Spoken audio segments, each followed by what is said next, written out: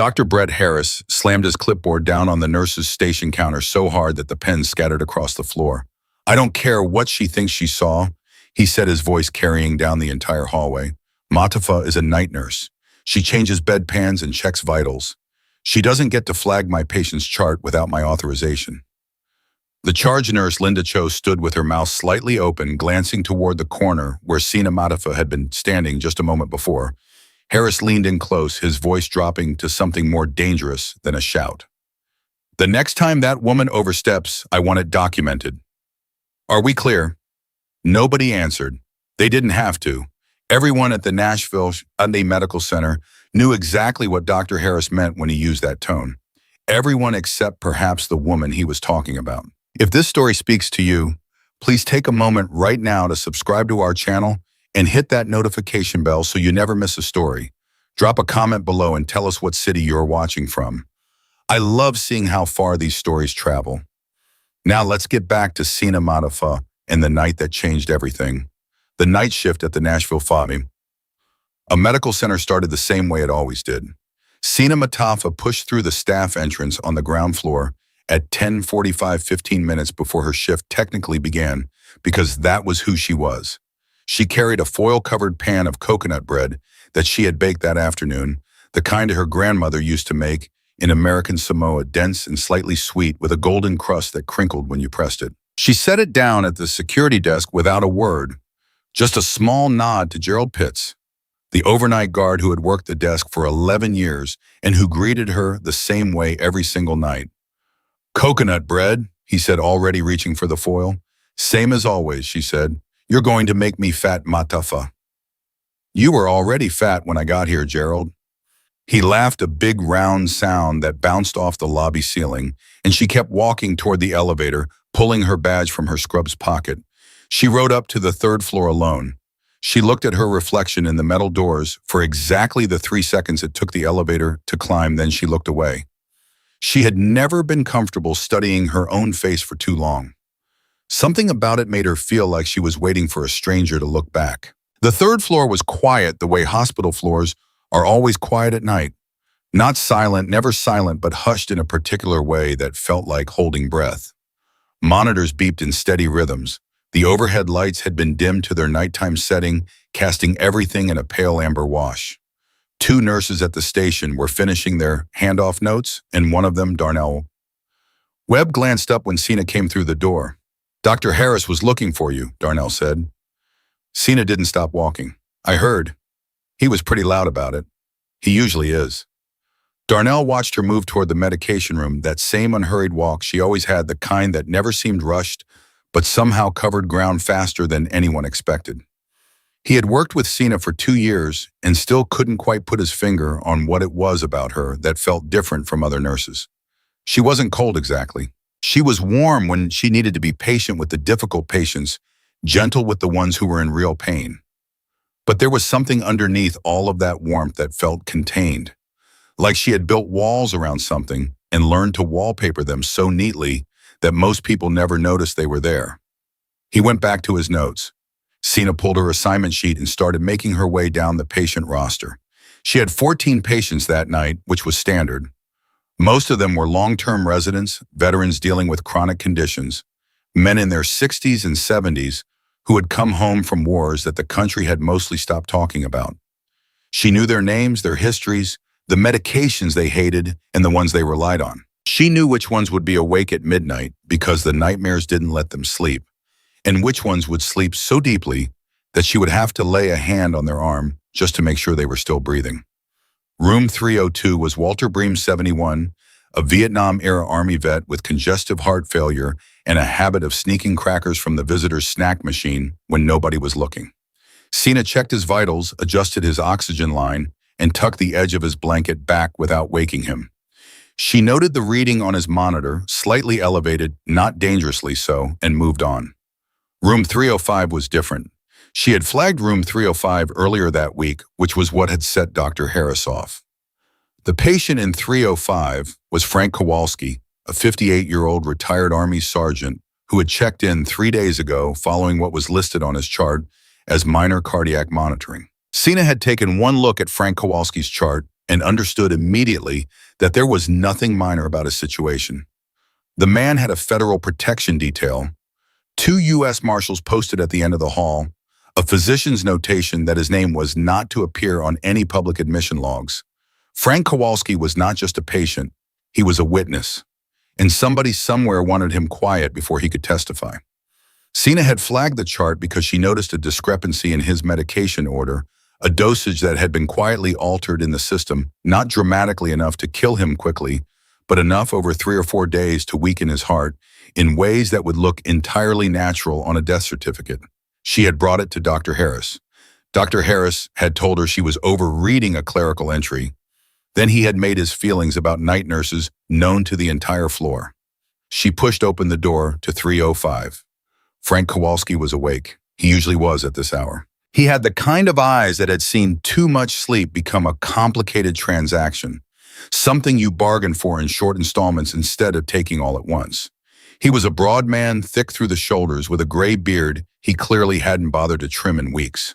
He looked at Sina the way patients always looked at her, not with fear or suspicion, but with the flat, assessing gaze of someone who had learned to take the measure of a person before deciding how much to trust them. "Nurse Matafa," he said.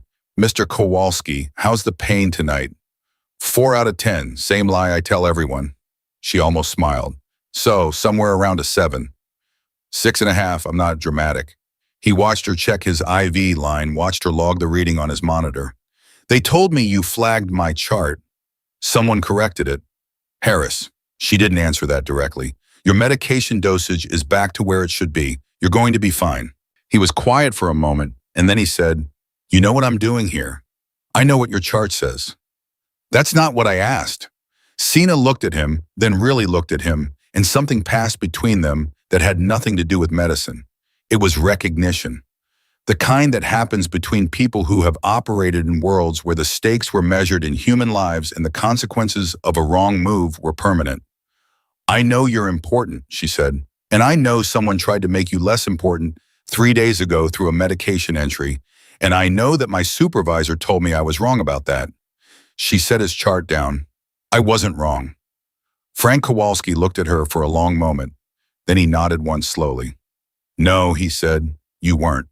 She was 4 rooms down the hall when she heard it. It wasn't loud. That was the thing. If she hadn't been who she was, she would have missed it entirely. It was the sound of a door opening at the far end of the corridor, the stairwell access door, and the specific cadence of footsteps that followed.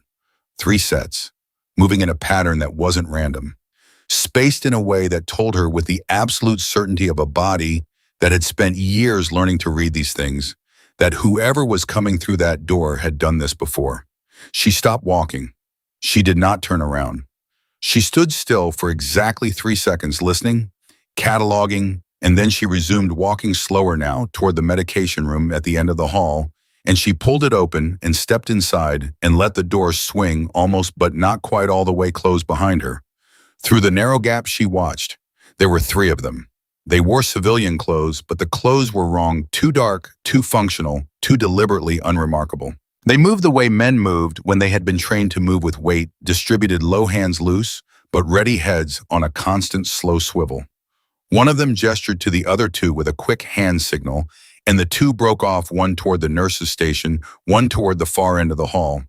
The third continued forward, toward room 305.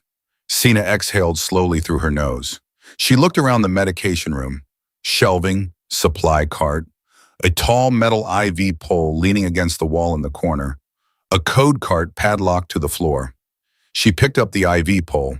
It was heavier than most people would assume, nearly 4 feet of solid aluminum, and she held it the way you hold something that you know how to use, which is to say she held it lightly near the balance point so that it could move in either direction without telegraphing where it was going. Then she heard the screaming. It started somewhere near the nurse's station, a short clipped cry cut off almost immediately, and then a man's voice, hard and flat, saying, "Nobody moves, not one of you moves." And then another voice closer, a second one, saying something into what sounded like a radio. And then the overhead lights in the corridor went out. Not all of them. The emergency backup lighting kicked in almost immediately, washing everything in red. But the primary overheads went dark. And she knew with a cold, crystalline certainty that someone had cut the main power to the floor. This was not opportunistic. This was planned. These men had studied the building. They knew where the breakers were. They knew the layout of the floor. They had a target and they had a timeline, and they were already executing. She gave herself exactly 4 seconds to feel afraid. 4 seconds. It was a habit she had built over years in places where fear was a luxury that got people killed. You gave it 4 seconds, you let it move through your body like a current, and then you put it somewhere. It couldn't reach you, and you went to work. 4 seconds. She went to work. The first man came past the medication room door moving fast, and Sina let him go. She tracked him through the gap. He was heading for the stairwell on the south end, cutting off the escape route, exactly what she would have done, and she turned her attention back to the corridor. The second man was at the nurse's station, which meant he had Darnell and the other nurse, Casey Huang, in his line of sight. She could hear Darnell's voice low and controlled, and she was briefly and fiercely grateful that Darnell was the kind of man who didn't panic, who kept his voice level when everything around him was falling apart. "Just stay calm," Darnell was saying. "Everybody stay calm." "Shut up," the man at the station said. Sina identified the third man's position by sound. He was outside room 305. She could hear him working the door, not the handle, the hinges, which told her he suspected the room might be secured from the inside. He knew exactly where he was going and what he was there to do. She had maybe 90 seconds before he got through that door and Frank Kowalski stopped being a witness to anything. She moved. She came out of the medication room in one smooth motion. Ivy pulled horizontal across her body, and she crossed the 10 feet of corridor between her and the man at room 305 before he had processed the sound of the door opening behind him. He started to turn. She was already on him. She drove the pole across his upper body in a lateral strike that knocked his right arm wide, sending whatever he was holding in that hand skittering across the floor, and then she pivoted using his momentum against him and had him facing the wall with his arm behind his back before either of them had said a single word. He was big, bigger than her by at least 60 pounds. He was also surprised in a way that a trained person almost never allows themselves to be, and that surprise cost him the 2 seconds he would have needed to recover his footing. By the time he understood what had happened, his face was against the wall, and Sina had his wrist locked in a grip that he could not break without dislocating his own shoulder. "Don't," she said. Her voice was very quiet. That was the thing nobody who knew her from the hospital floor understood. She was always quietest when things were most serious. The louder something got, the quieter she became, and right now her voice was barely above a whisper. "If you move, I'm going to break this." He went still. "Who sent you?" she said. He didn't answer. "That's fine," she said. "We'll figure it out." From the nurse's station, she heard the second man's voice sharpen. "Where's the third one? He was just..." And then silence. She could feel the man against the wall, calculating. He was doing math, 1 down, 2 still active. Where was backup coming from? She answered his question for him by doing something unexpected. She stepped back, let him turn, kept the IV pole between them and said, "Run." He stared at her. "Run," she said again, "or stay. But if you stay, I want you to think very carefully about whether you actually know what you're doing right now." She tilted her head slightly, watching him the way you watch something that is about to make a decision on you've already predicted. "Because I do." He swung at her. She was not there when the swing arrived. She had moved before his shoulder even rotated, reading the intention in the shift of his weight, and the arc of his fist found nothing but empty air while she came in underneath it and hit him once precisely at the juncture of his neck and shoulder, where a certain nerve cluster lives, and he went down like every light in his body had been switched off simultaneously. She stood over him. She was breathing hard but steady. She had not raised her voice. From the nurse's station, Darnell's voice came through the red-wash corridor. Sina, is that you? What is happening?" "How many on your end?" she called back. A pause. "1, he's got a gun." "Sina, is it pointed at you right now?" Another pause. Then carefully, "No, he's looking toward the south stairwell." "Okay," she said. "Stay low. Get Casey under the desk. Don't come out until I tell you." "Sina, what are you, Darnell?" Her voice was still quiet. "Trust me." She heard him exhale. "'Kay," he said. "'Kay." The man she had put on the floor was not unconscious, not exactly. He was stunned, his system rebooting from a nerve shock that would fade in minutes, and she pulled the cord from the portable equipment unit next to the wall and used it to secure his hands before he could decide to reboot faster than expected. She was not gentle about it, but she was not unnecessarily rough either. She had learned a long time ago that the goal was never to punish. The goal was to contain. She picked up what he had dropped when she first hit him. It was not a gun. It was a radio, a compact encrypted unit, and that told her more than a gun would have. These men were in communication with someone. There was a fourth party somewhere, probably external coordinating, someone who had planned this with enough sophistication to cut the floor power, send 3 operators in, and equip them with encrypted comms. The radio crackled. Team 2 report. We're 30 seconds behind schedule. She looked at the radio in her hand. She thought for exactly 1 second. Then she pressed the transmit button and said nothing. Just held it open for a breath long enough for the person on the other end to hear the ambient sound of the corridor. The monitor beeps the red-lit silence of the 3rd floor and know that something had changed, that something had gone wrong. The radio went silent. She moved to the south stairwell, the one the first man had gone to cover. She had not forgotten about him. She had simply been doing things in the right order, which was something that took most people a lifetime to learn, and which she had learned in places that did not forgive the learning curve. The door to the stairwell was heavy and fire-rated, and it swung open on a well-oiled hinge when she pushed it. She heard breathing before she saw anything. The man was positioned on the landing below, facing the exterior stairwell door, which meant he had his back to her when she came through. He heard the door open and started to turn, and she said calmly and without particular urgency, "Don't." He turned anyway. People in her experience almost always turned anyway. What happened in the next 11 seconds was not something that Sina would ever fully describe to anyone who asked, because the truth was that it happened faster than description allows, and it required the kind of physical vocabulary that takes years to build.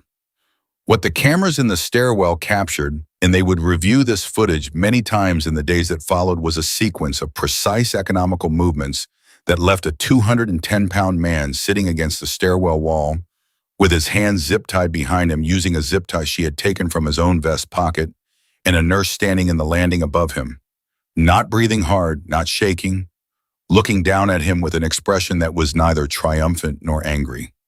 "You're going to be okay," she told him. "The zip ties are tight, but not tight enough to cut off circulation. Someone will be here for you shortly." He stared up at her.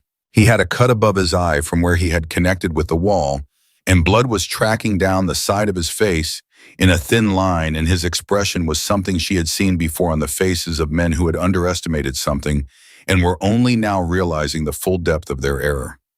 "Who are you?" he said. She had been asked that question before, in different countries and different languages, in moments that made this one look like a minor inconvenience.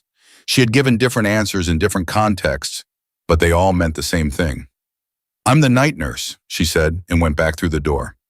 The 3rd man, the one at the nurse's station, was still in position when she came back into the main corridor. He had heard enough by now to know that something had gone catastrophically wrong with the plan, but he didn't know where the problem had come from, and that uncertainty was eating him alive. She could see it in his posture from 30 feet away, the way his shoulders were riding up toward his ears, the way his head was moving too fast on its swivel, covering too much ground at once without settling on anything. He was a professional, but he was a professional who understood that his entire operation had just collapsed. And professionals, when the plan falls apart, tend to make one of 2 choices. They either freeze or they escalate. She was betting on escalate. She was right. He turned and saw her in the corridor, ivy pole still in her hand, walking toward him at that same measured pace that had puzzled Darnell Webb for 2 years, and his gun came up fast. "Stop," he said. "Stop right there." She stopped, 20 feet between them. "Drop that," he said, meaning the pole. She considered it. Then she set it down against the wall carefully without hurry. "On the ground," he said. "Hands." "You're out of time," she said. He blinked. "What?" "Your team is contained. Your coordinator lost comms 6 minutes ago.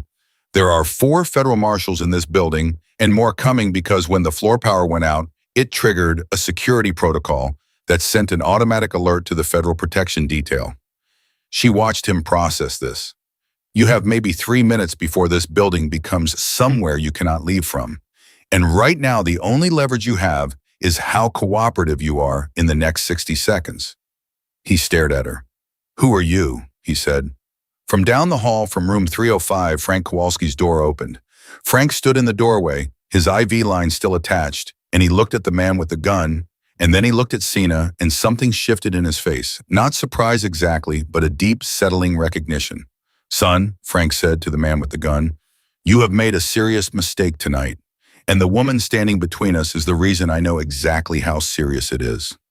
The man's gun hand was trembling slightly. Not much. Enough. Put it down, Sina said. Please. The please was genuine. She was not being sarcastic. She had never enjoyed this part, the moment when someone had to make a decision that would define the rest of their life, and she had to stand there and wait for them to make it.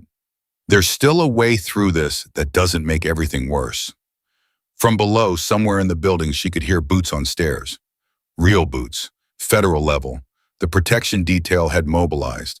The man's gun hand dropped 3 inches, then 6, then all the way. He set the weapon on the floor. Sina was at his side in 4 steps, the weapon secured and set beyond reach, her hand on his shoulder, not gripping, just present as the sound of the federal response team hit the stairwell doors. Darnell Webb came out from behind the nurse's station desk on shaking legs, Casey Huang right behind him, and they both stood in the red-lit corridor and looked at Sina. Just looked at her. Neither of them said anything for a long moment because there wasn't language adequate to the moment, or at least not language that either of them had been trained to reach for in a situation like this. Finally, Darnell said, Sina. Yeah, she said. What? He stopped, started again. What just happened? She picked up the IV pole from where she had leaned it against the wall. She straightened her scrubs. She looked at the man sitting on the floor at the corridor where 2 other men were now secured at the federal agents beginning to pour through the stairwell door with weapons raised and protocols activated. I did my job, she said. And then because there were patients on this floor who had not asked to be woken by the sound of chaos, and because their vitals still needed checking, and their medication schedules still needed to be honored, and because the work that mattered most was the work that kept going even when everything else stopped, Sina Matafa tucked the pole back in the corner of the medication room, washed her hands at the sink, and went back to her rounds. The federal agents moved through the 3rd floor like water filling a container, fast complete, leaving no space unchecked. They came in with weapons raised and voices clipped in the kind of organized urgency that told Sina they had been staged somewhere close, probably in the parking structure across the street, waiting on the protection detail's alert signal. She had been right about the timeline. She was usually right about timelines. What she had not anticipated was Special Agent Donna Reyes. Reyes came through the stairwell door 40 seconds after her team, which meant she had let them clear the corridor first, which meant she was either cautious or experienced or both. She was a compact woman in her mid-40s with close-cropped hair and the kind of face that did not arrange itself into unnecessary expressions. She looked at the man sitting on the floor with his hands behind his back. She looked at the IV pole leaning against the medication room wall. She looked at Darnell Webb, who was still standing in the middle of the corridor with the specific expression of someone who had witnessed something that had not yet fully processed into language. And then her eyes found Sina, who was at the end of the hall, completing her notation on Walter Bream's overnight chart. That's the nurse, Darnell said, pointing. His voice had a quality to it that Reyes would later describe in her report as stunned reverence, which was not a phrase she typically used in official documentation, but which she felt was the most accurate available option. Reyes walked the length of the corridor without hurrying. She stopped 6 feet from Sina. She looked at the chart in Sina's hands. She looked at Sina's face. You want to tell me what happened up here, Reyes said. 3 intruders, 3rd floor north stairwell access at approximately 11:22. They cut the primary power at the floor breaker before entry. Sina turned the chart page without looking up. 2 are in the south stairwell and the north corridor respectively. 3rd surrendered near the nurse's station.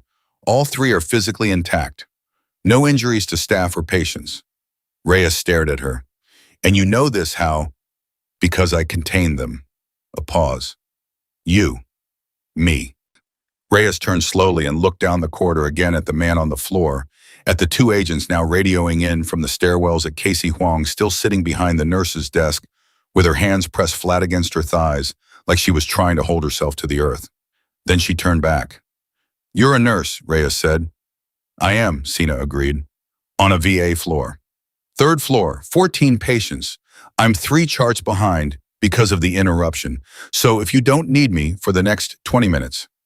"I need you right now," Reyes said. Her voice had sharpened not with anger, but with the focused intensity of someone who had just identified the most important variable in the room and intended to understand it fully. "Who are you?" It was the third time someone had asked her that question tonight. Sina set the chart in its slot and turned to face Reyes completely. "Sina Matafa," she said. "RN night shift. 4 years at this facility." Before that, the hallway went quiet in a particular way. Even the monitors seemed to settle into a lower register. Darnell was watching from the nurse's station. Frank Kowalski had come to his doorway again, my pole in tow, and was leaning against the frame with his arms crossed, watching Sina with an expression that had something almost proprietary in it, like a man watching someone else describe something he already knew the truth of. Sina met Reyes's eyes and held them. "I think," she said, "that's a conversation for a different room." Reyes nodded once, and the nod said, "I agree, and also I am going to get everything out of you before this night is over," and Sina understood that and accepted it as reasonable. She had known this was coming from the moment she picked up the IV pole. You could not put 3 trained men on the floor in under 15 minutes without someone asking questions about your resume. Reyes gestured toward the family consultation room and at the end of the hall, the small room with the round table and the box of tissues that nobody ever touched, and the window that looked out over the parking lot. Sina followed her in. Reyes closed the door.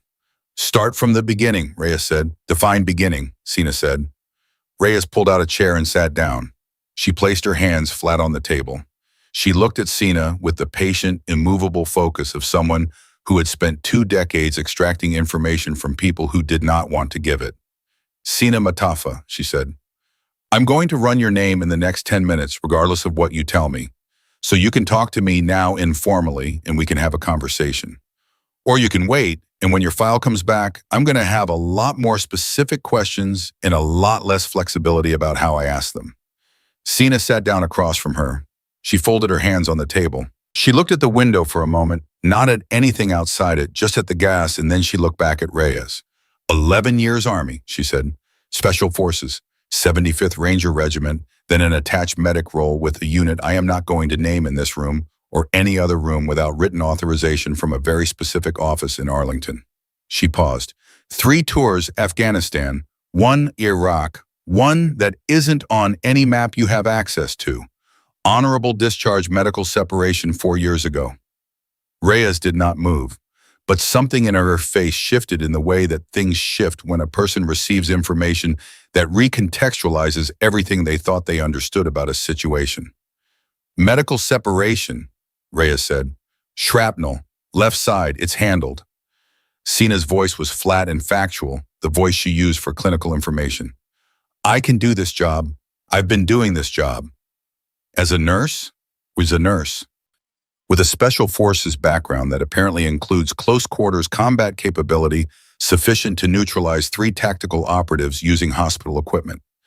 "IV pole," Sina said, "and nerve pressure, and the element of surprise which they forfeited by assuming the night nurse was not going to be a problem." Reyes looked at her for a long moment, then she exhaled slowly through her nose. "People have underestimated you before," she said. "Consistently," Sina said. "It stopped bothering me a long time ago." Outside the consultation room, the floor was coming back to full light. Someone had restored power. She could hear the primary overheads flicking back on the deeper hum of the building returning to its normal register. She could hear agents moving through the corridor, the particular sound of equipment being bagged and documented. She thought about Walter Bream in room 302 and hoped the commotion hadn't spiked his cardiac readings. She thought about Frank Kowalski in 305 and felt a cold, specific worry that had nothing to do with tonight's 3 men and everything to do with the person who had sent them. "The medication order," she said. "The one I flagged on Kowalski's chart 3 days ago." Reyes looked at her carefully. "What about it?" "It wasn't a clerical error. Someone altered it deliberately. Someone with system access. I reported it to Dr. Harris, who overrode my flag and documented it as a nursing misread. She watched Reyes's face. I want to know if that's being investigated. Reyes said nothing for 2 full seconds. Why do you ask? Because the men tonight were the blunt instrument, Sina said. And blunt instruments come after the quiet methods have been tried. Someone tried to kill Frank Kowalski slowly and carefully, and it didn't work. Tonight was the contingency. She leaned forward slightly. Which means whoever is running this had access to this hospital's medical records system before tonight. And that person is still here. The room went very still. Reyes picked up her radio. What happened in the next 30 minutes happened fast and in pieces, the way things always happen when an investigation suddenly pivots and everyone has to run to catch up with the new direction. Reyes made 3 calls. Sina heard parts of them through the consultation room door, which Reyes had left cracked when she stepped into the hall, either because she trusted Sina or because she wanted Sina to hear. 2 of the calls were to federal offices. The third was to someone Reyes addressed only as director, and the conversation was short and had the compressed quality of an exchange between people who had worked together long enough to communicate in shorthand. When Reyes came back in, her face had changed, not dramatically, but the edges of it had tightened in a way that told Sina the conversation had confirmed something unpleasant. The medication alteration, Reyes said sitting back down, was logged under a physician's access code. The code belongs to Dr. Brett Harris. Sina did not say I told you. She did not say anything for a moment. She thought about Harris's face at the nurse's station counter that evening, the clipboard hitting the surface, the pens scattering the voice that carried down the entire hallway. She thought about the way he had said Matafa is a night nurse, the specific contempt in it, the kind of contempt that had always felt slightly over-calibrated for what it was describing, like a man trying to convince himself of something he needed to believe. He overrode my flag, she said. Yes. And then he documented it as a nursing misread. Yes. So that if Kowalski died and anyone looked back at the chart, the record would show that a night nurse had misread a dosage and the attending physician had corrected it. That's the working theory. Reyes watched her. You flagged it anyway. I put a physical note in the paper chart backup, Sina said. The one nobody looks at because everything's digital now. Old habit. She paused. I also photographed it. Reyes stared at her.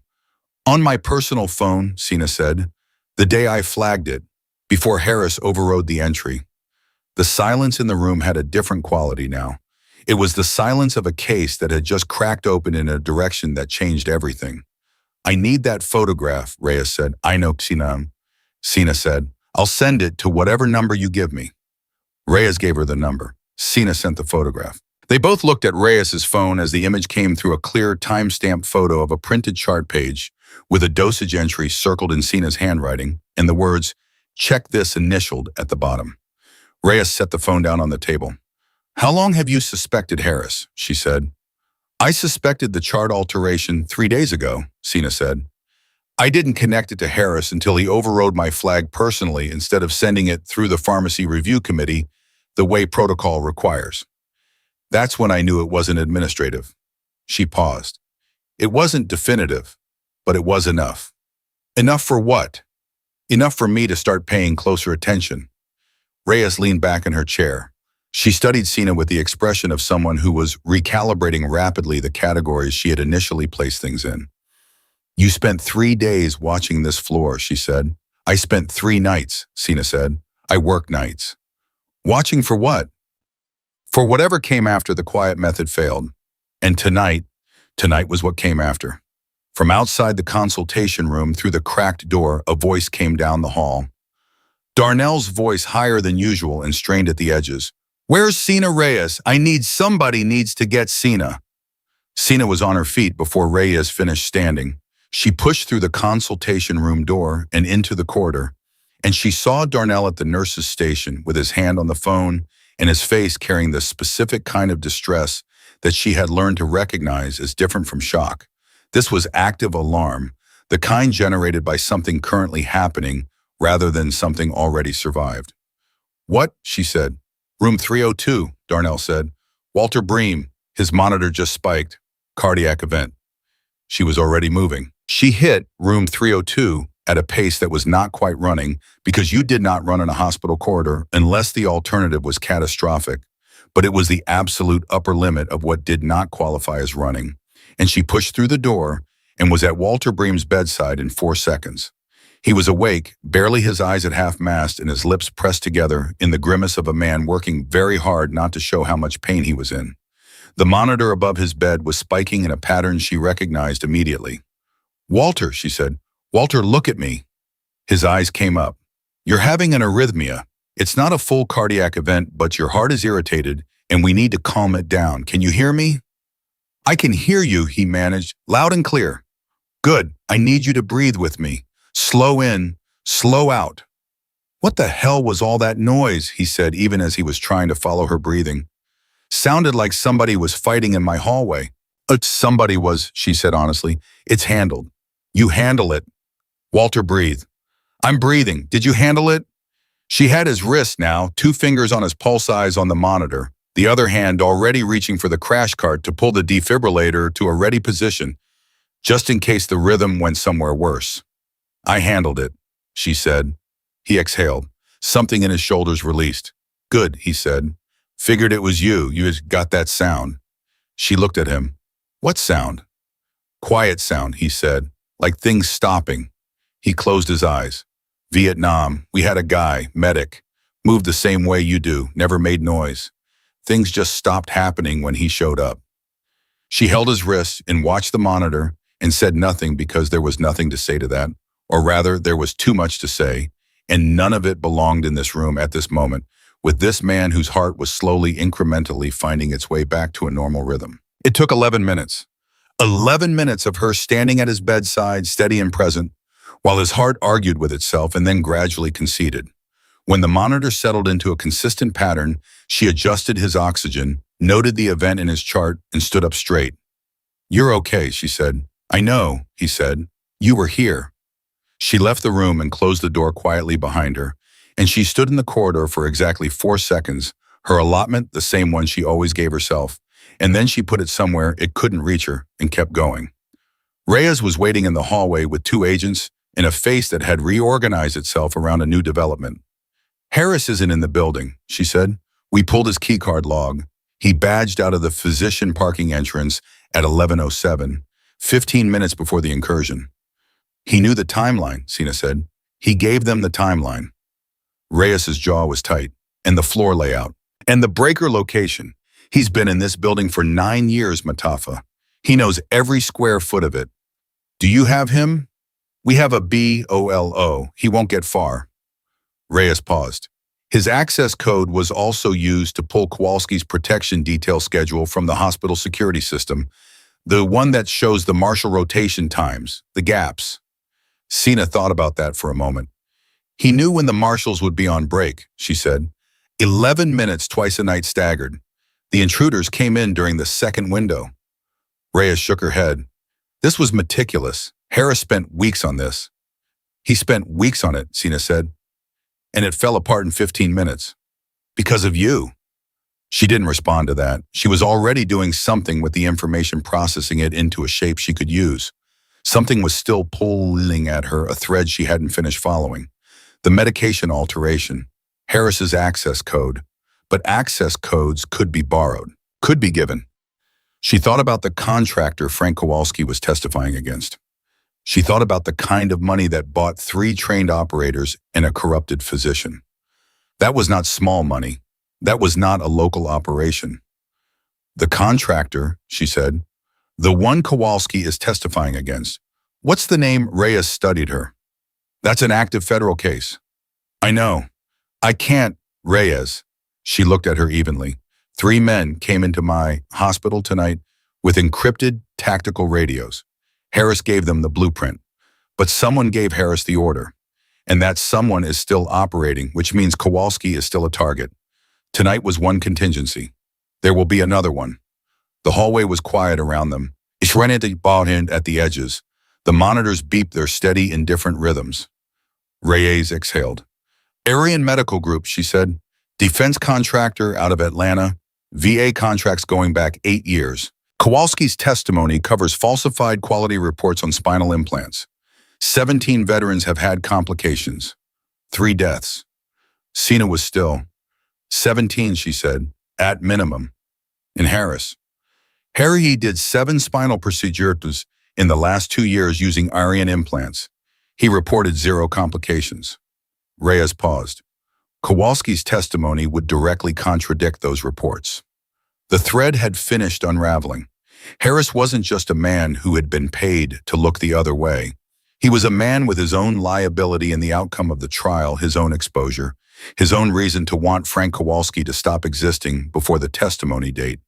The payment from Aryan was real, almost certainly, but it was secondary to the fear. Harris had been protecting himself as much as the contractor. He's not going to run, she said. Reyes looked at her sharply. What? Running is what innocent people do when they panic. Harris isn't innocent, and he isn't panicking. She turned to look down the corridor toward Frank Kowalski's room. He's going to try to finish it. Because if Kowalski testifies, Harris goes to prison. Running just delays the timeline. He needs this to not happen. We have marshals on the floor. You have the same rotation schedule that Harris already compromised. Sina said, change it. Right now, double the coverage and change the rotation to something that wasn't in the system before tonight. Reyes was already on the radio. Sina started walking toward room 305. Frank Kowalski was sitting up in bed when she came in. He looked considerably more alert than he had any right to look given the evening he'd had, but she supposed that men who had survived what he had survived developed a certain tolerance for crisis. He watched her come in, and he did not say anything until she had checked his IV line and looked at his monitor and satisfied herself that his heart was doing what it was supposed to be doing. Harris, Frank said. Yes, Sina said. 9 years, Frank said. 9 years that man is in this building treating veterans. He said it with a flatness that had something burning underneath it, the way a controlled fire looks calm from a distance and is anything but up close. I came here because I thought I'd be safe.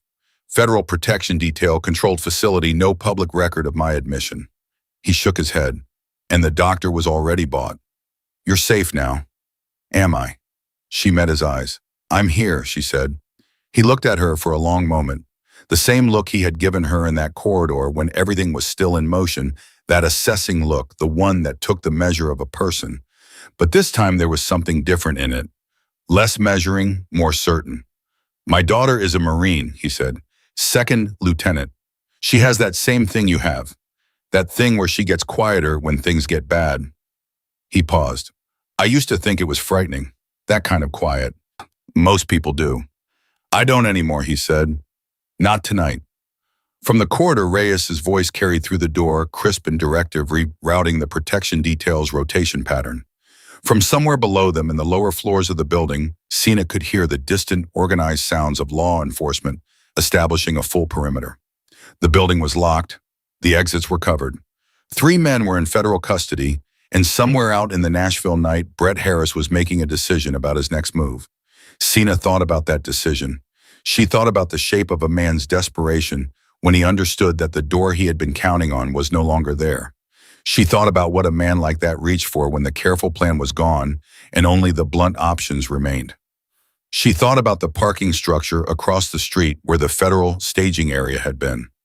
She thought about Harris's keycard swipe at 11:07. She thought about the 15-minute gap between when he left and when the team came in, and what a man with 9 years of knowledge of this building would do with 15 minutes and a reason to stay close. Her body understood something before her mind finished forming the thought. She moved to the window. She looked out. The parking structure was 200 meters away, 6 stories open-sided concrete. At this distance, in this light, she could not see detail, but she could see a shape on the 4th level, a stillness in a place where nothing should be still, and her chest tightened with the cold, specific recognition of a woman who had spent years learning what deliberate concealment looked like from across a distance. She stepped back from the window. Get away from the bed, she said to Kowalski. Her voice was very quiet. He moved without asking why. That was the thing about men who had served. They heard that tone, and they responded to it before the explanation arrived. She hit the corridor at speed. Reyes, she said, and Reyes turned from 30 feet away, and read something in Sina's face that made her take 3 steps forward before Sina finished the sentence.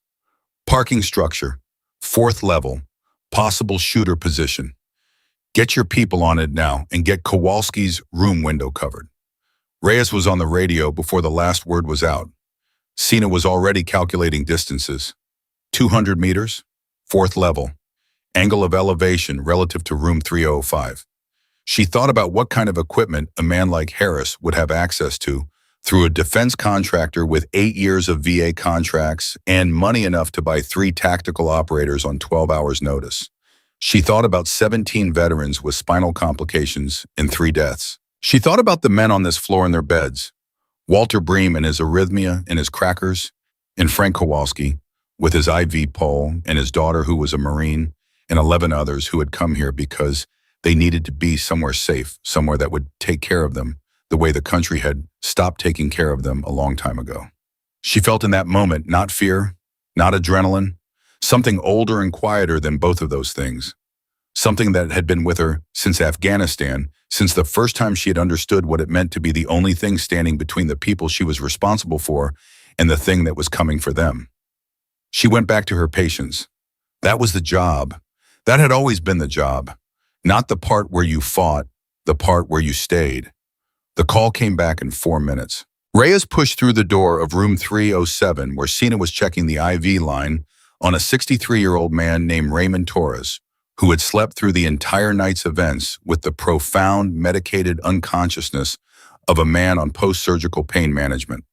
Sina had turned his monitor volume down when the chaos started and back up now that things had stilled, and she was noting his respiration rate when Reyes appeared in the doorway with her radio in one hand and her phone in the other, and the look on her face of someone who had just confirmed something they were hoping was wrong.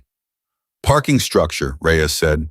4th level, we found a position, rifle case empty, spent shell casing, single position pre-staged. She paused.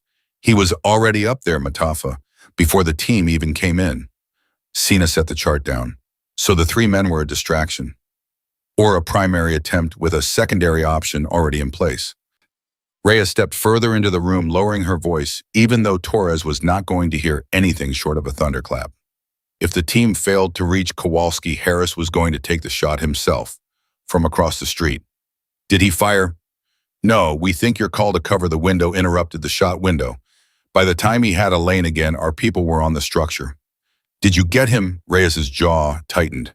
He was gone, left the rifle, ran on foot through the structure to the adjacent parking level, and got into a vehicle we're still identifying. Traffic cameras on the block have a partial plate. Sina absorbed this. She looked at Raymond Torres's monitor, steady, consistent, unbothered. She looked at the window in this room which faced north rather than west, away from the parking structure. She thought about Harris running. She thought about what a man runs toward when he runs away from a failed plan and a burning bridge, and the knowledge that 3 men in federal custody could put him at the center of everything. He has a second location, she said, probably. And a second option. Reyes looked at her. We're operating on that assumption. Then Kowalski doesn't leave this floor, Sina said.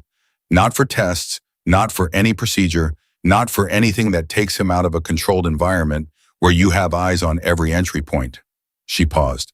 And I want to know who else on this staff had access to his chart, not just physician-level access. Anyone.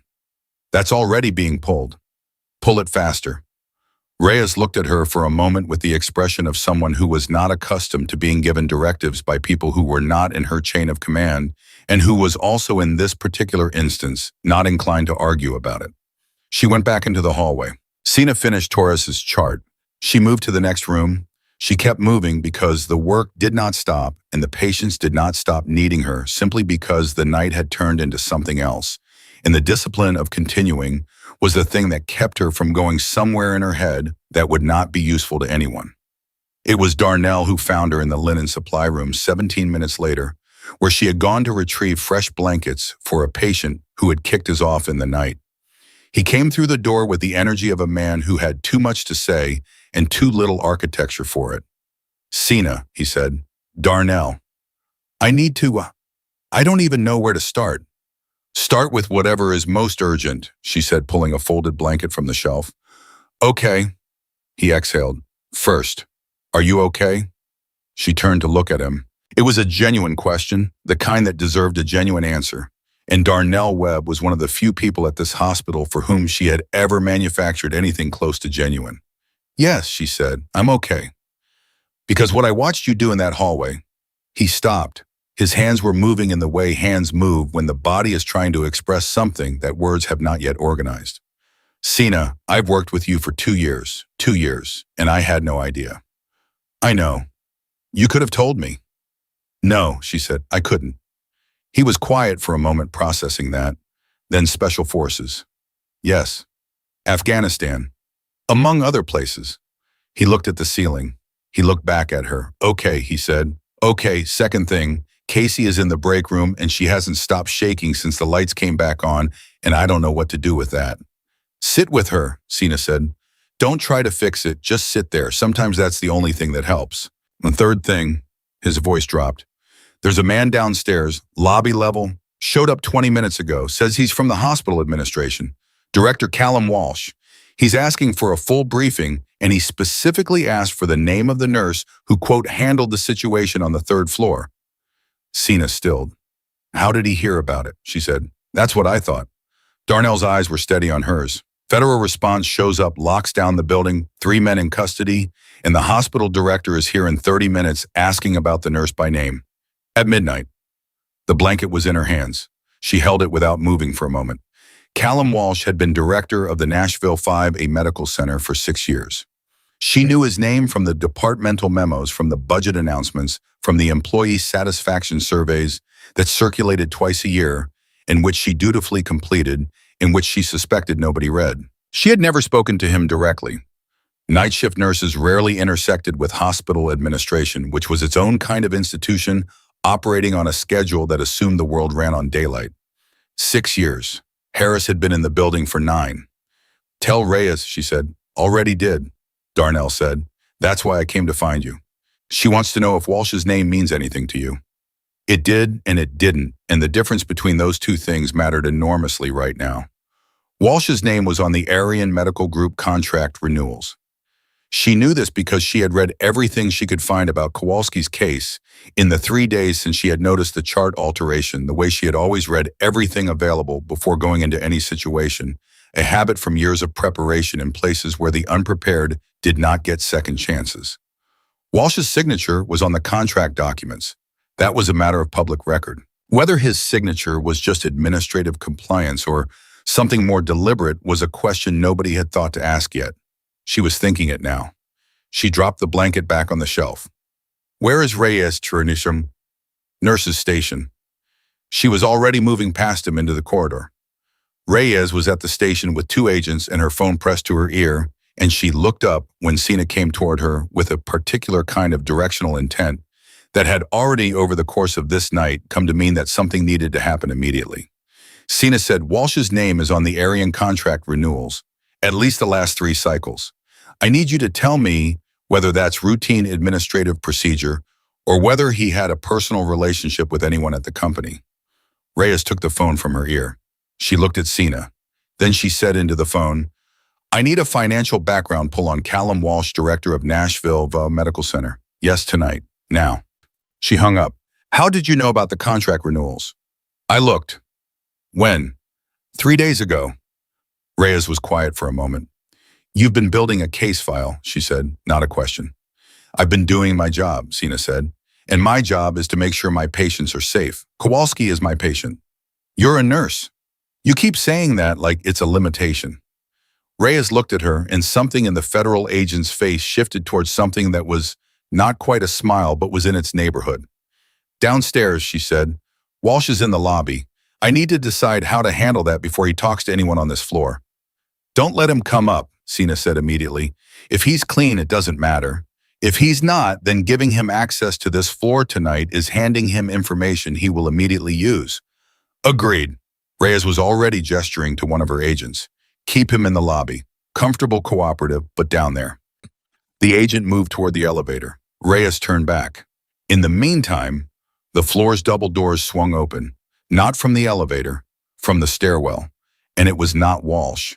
It was a woman Sina had never seen before, late 30s, professional clothes lanyard around her neck, with a VA administrative badge moving with the slightly too controlled pace of someone who had been told to appear calm. She stopped when she saw Reyes's agents at the nurse's station, and her eyes went to Sina, and the look lasted a half-second too long. "Ma'am," one of the agents said, stepping forward, "this floor is restricted. I need to see your credentials." "I'm Dr. Patricia Vance," the woman said, and her voice was steady, professional, the voice of someone who had prepared what they were going to say. "I'm the on-call hospitalist. I received a page about a critical patient on this floor." "Which patient?" the agent said. A pause, small, controlled, almost invisible. "Frank Kowalski," she said, "room 305. Sina said, "Who paged you?" Dr. Vance looked at her. "I'm sorry, who paged you? Which staff member sent the page?" It came through the system automatically. When a patient's monitor reaches a critical threshold, Kowalski's monitor hasn't reached any threshold tonight, Sina said. She had been watching it. She had been watching all of them. "It's been stable since 11:30. There was no automated page." She looked at Reyes. There was no page. Reyes had her hand on her radio before Sina finished. The agent who had been advancing on Vance stepped forward another pace. Vance's composure held for exactly 2 seconds longer than it should have, which was how Sina knew it was composure and not genuine confusion, because genuinely confused people started asking questions, and Vance had stopped asking them. "I think there may have been a mistake," Vance said, starting to step back toward the stairwell door. "Stay where you are, please," the agent said. Vance stopped. "Your badge," Reyes said, crossing the floor. "Can I see it?" The badge was real. The credential was real.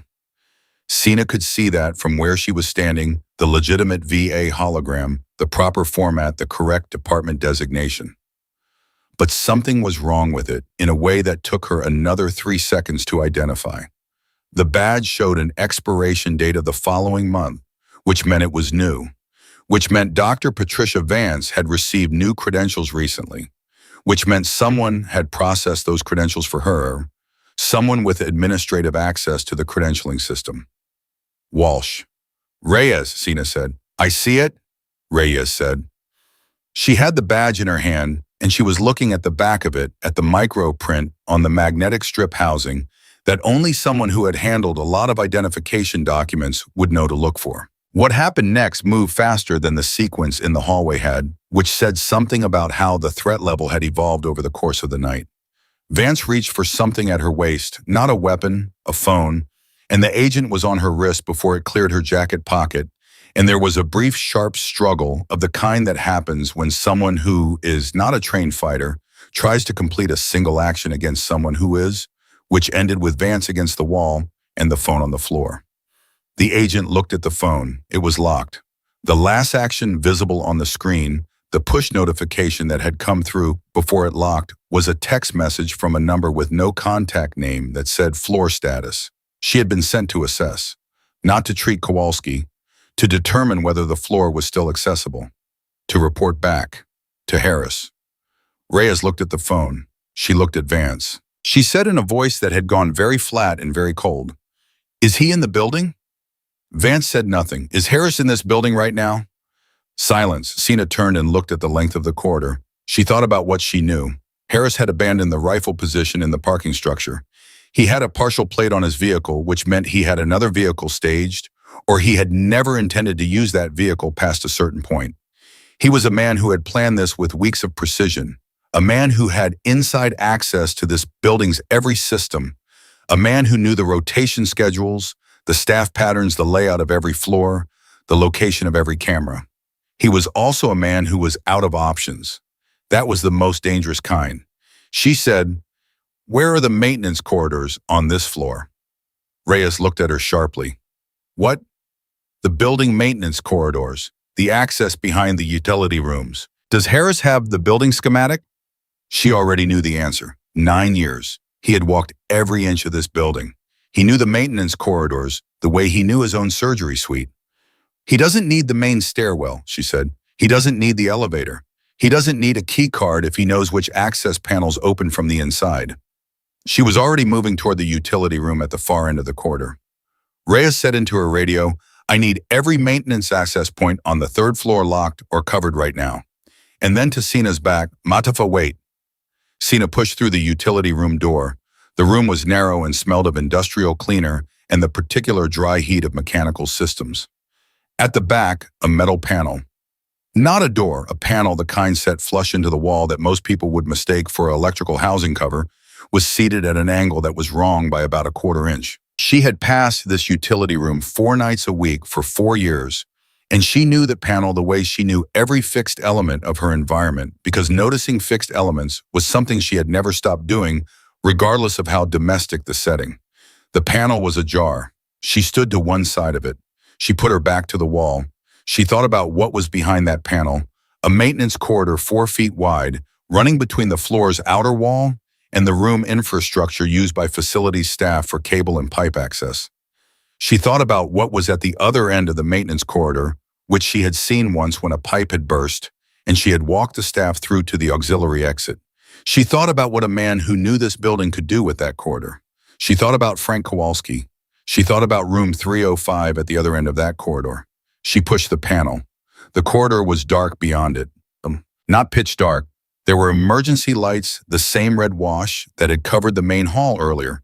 And by that light, she could see the shape of the corridor running toward the far end of the floor, could see the pipes and conduit along the walls, and could see at a distance of perhaps 40 feet the back of a man standing at another panel.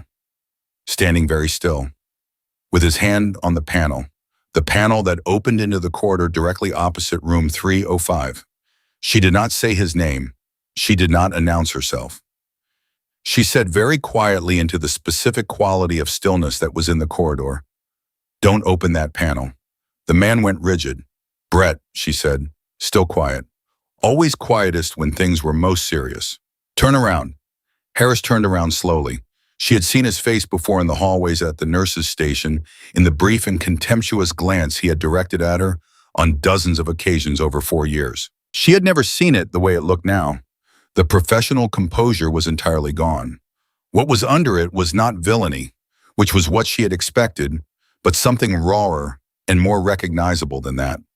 It was the face of a man who had run out of everything, out of plans, out of time, out of the story he had been telling himself about who he was and why what he was doing was justified.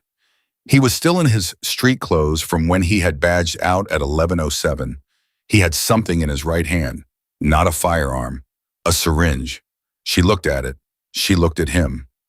"That's not going to work," she said. "You don't know what's in it," he said. His voice was the most unsettled thing about him, the one element that had come fully loose from its moorings. "Doesn't matter. You're not getting through that panel. You can't stop me." But even as he said it, the conviction was not in his voice. Something else was. "You're a night nurse." "Brett, you change bedpans," he said, and his voice cracked on it, slightly cracked, in the way voices crack when the thing being said is the last defense against something enormous, and the person saying it already knows it isn't going to hold. "You check vitals, you don't—" "I was Special Forces," she said. 11 years, 3 tours, Afghanistan. I have been in rooms darker and smaller than this, with people who wanted to do worse things than you do, and I am still here, and those people were not." She paused. "Put the syringe down." He stared at her. "Brett, you're a doctor. You know what's on the other side of this. The 3 men you sent into this building tonight are in federal custody. Vance is in federal custody. Your access code is on the chart alteration. Your key card puts you leaving this building 15 minutes before the incursion. The rifle position in the parking structure is on camera." She took one step forward. "There is no outcome where you finish this tonight that does not end in a federal maximum security prison. The only variable left is whether you do something in the next 60 seconds that makes everything worse." The syringe was shaking in his hand. It was shaking because his hand was shaking, and his hand was shaking because the body, unlike the mind, cannot sustain the pretense that everything is under control when everything has in fact collapsed entirely. 17 veterans, she said. Her voice was different now. Still quiet, but the thing underneath it had changed. There was no tactics in it anymore, no calculation. Just the truth, which was sometimes the sharpest instrument available. 17 of my patients, people like the ones on this floor right now trying to sleep, trying to get through the night. 3 of them died, Brett. 3 of them went into surgery on spinal implants you knew were defective, and they died, and you filed reports that said everything was fine. That's, he stopped. You don't understand what, I understand exactly what it was, she said. It was money, and it was fear, and then it was more money and more fear, and then it became tonight. She took another step. She was 20 feet from him. How long did you tell yourself it wasn't your fault? He didn't answer that. He couldn't. The syringe dropped to his side, not released, but lowered like the weight of it had suddenly become more than he could hold at that angle. Kowalski is going to testify, she said. You cannot stop that.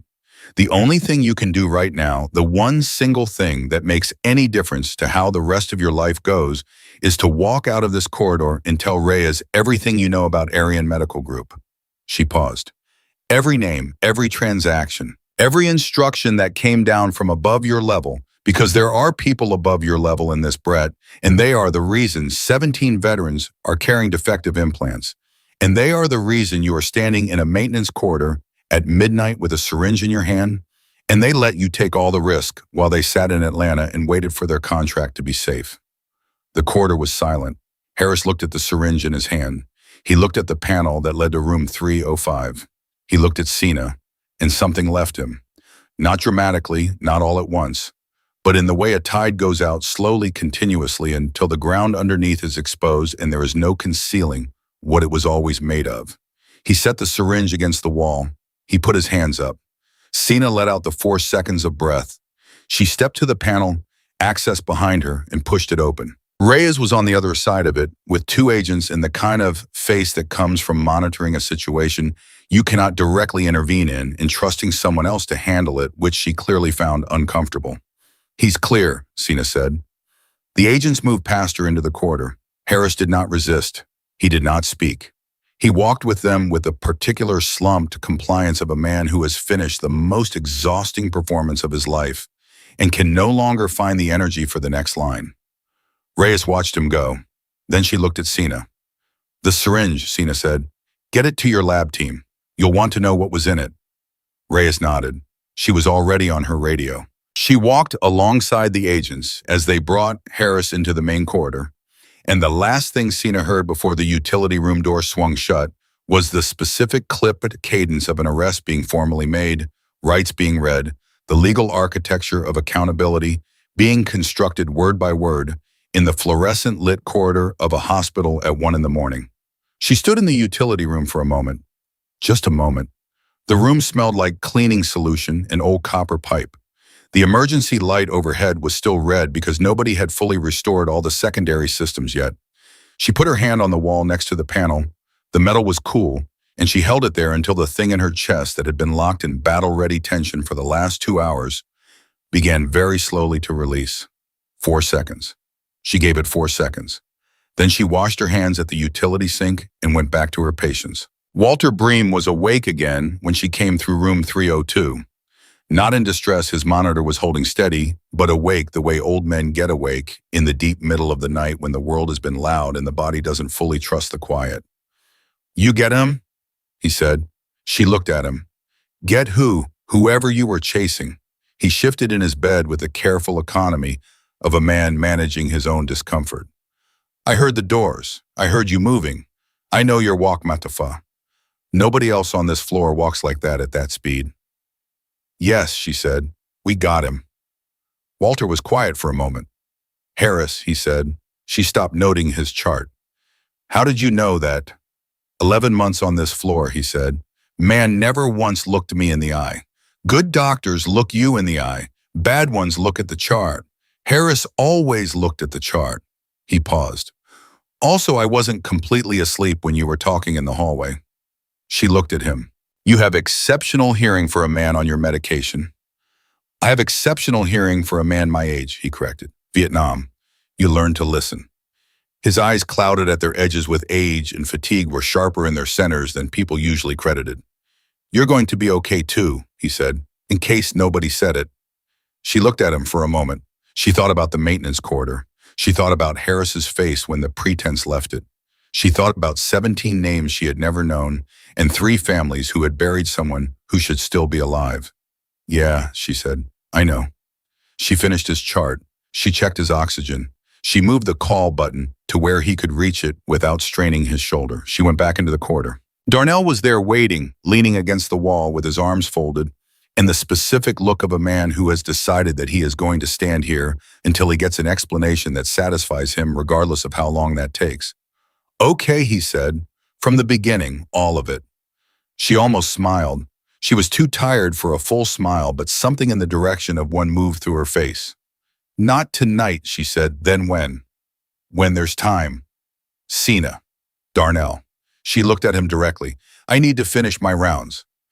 I have 11 patients who don't care about what happened tonight because they're asleep and their bodies are still doing what bodies do, which is require monitoring and care and somebody paying attention. I'm going to do that for the next 4 hours, and then I'm going to go home and sleep. She paused.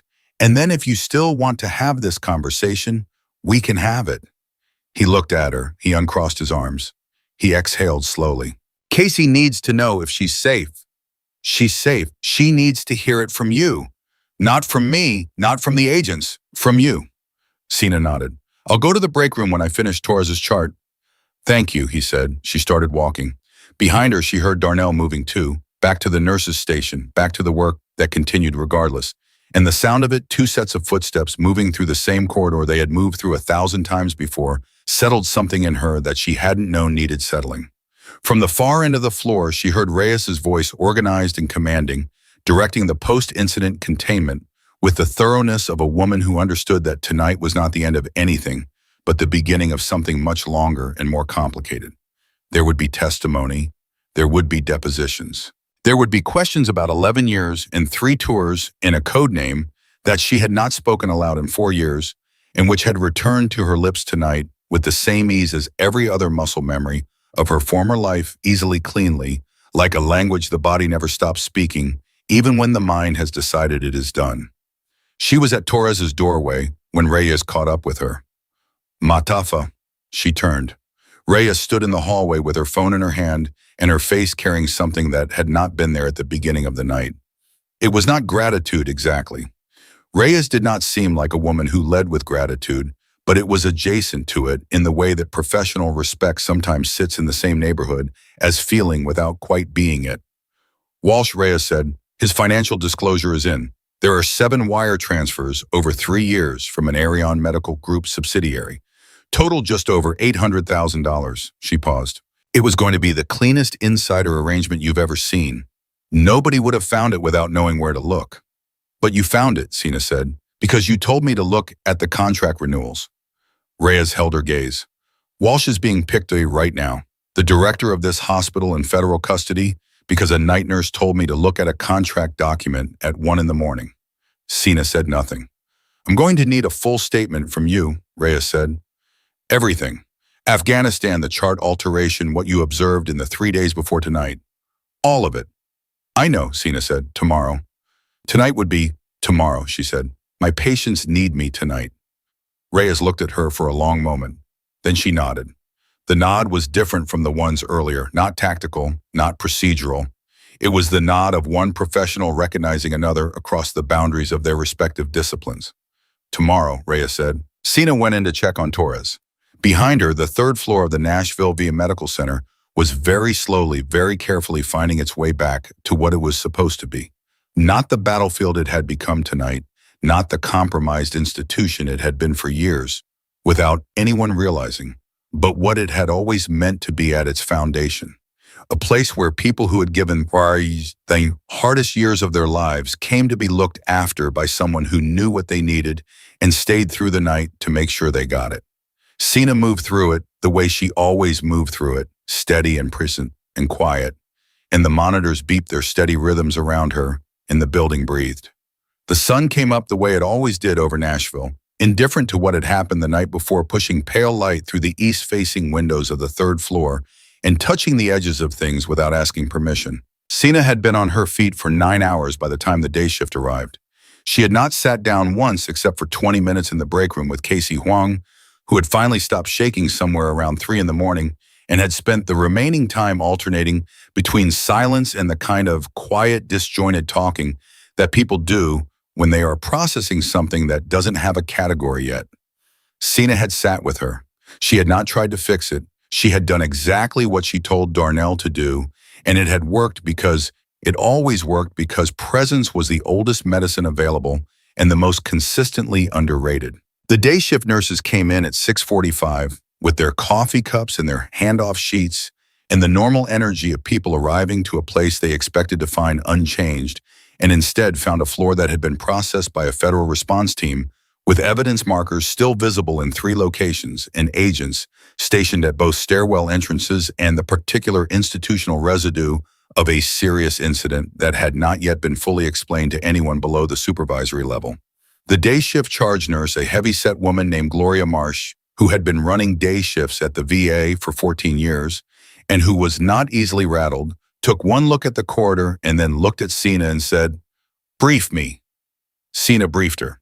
She kept it clinical and sequential the way she reported everything, and Gloria listened without interrupting, which was one of the things Sina had always respected about her.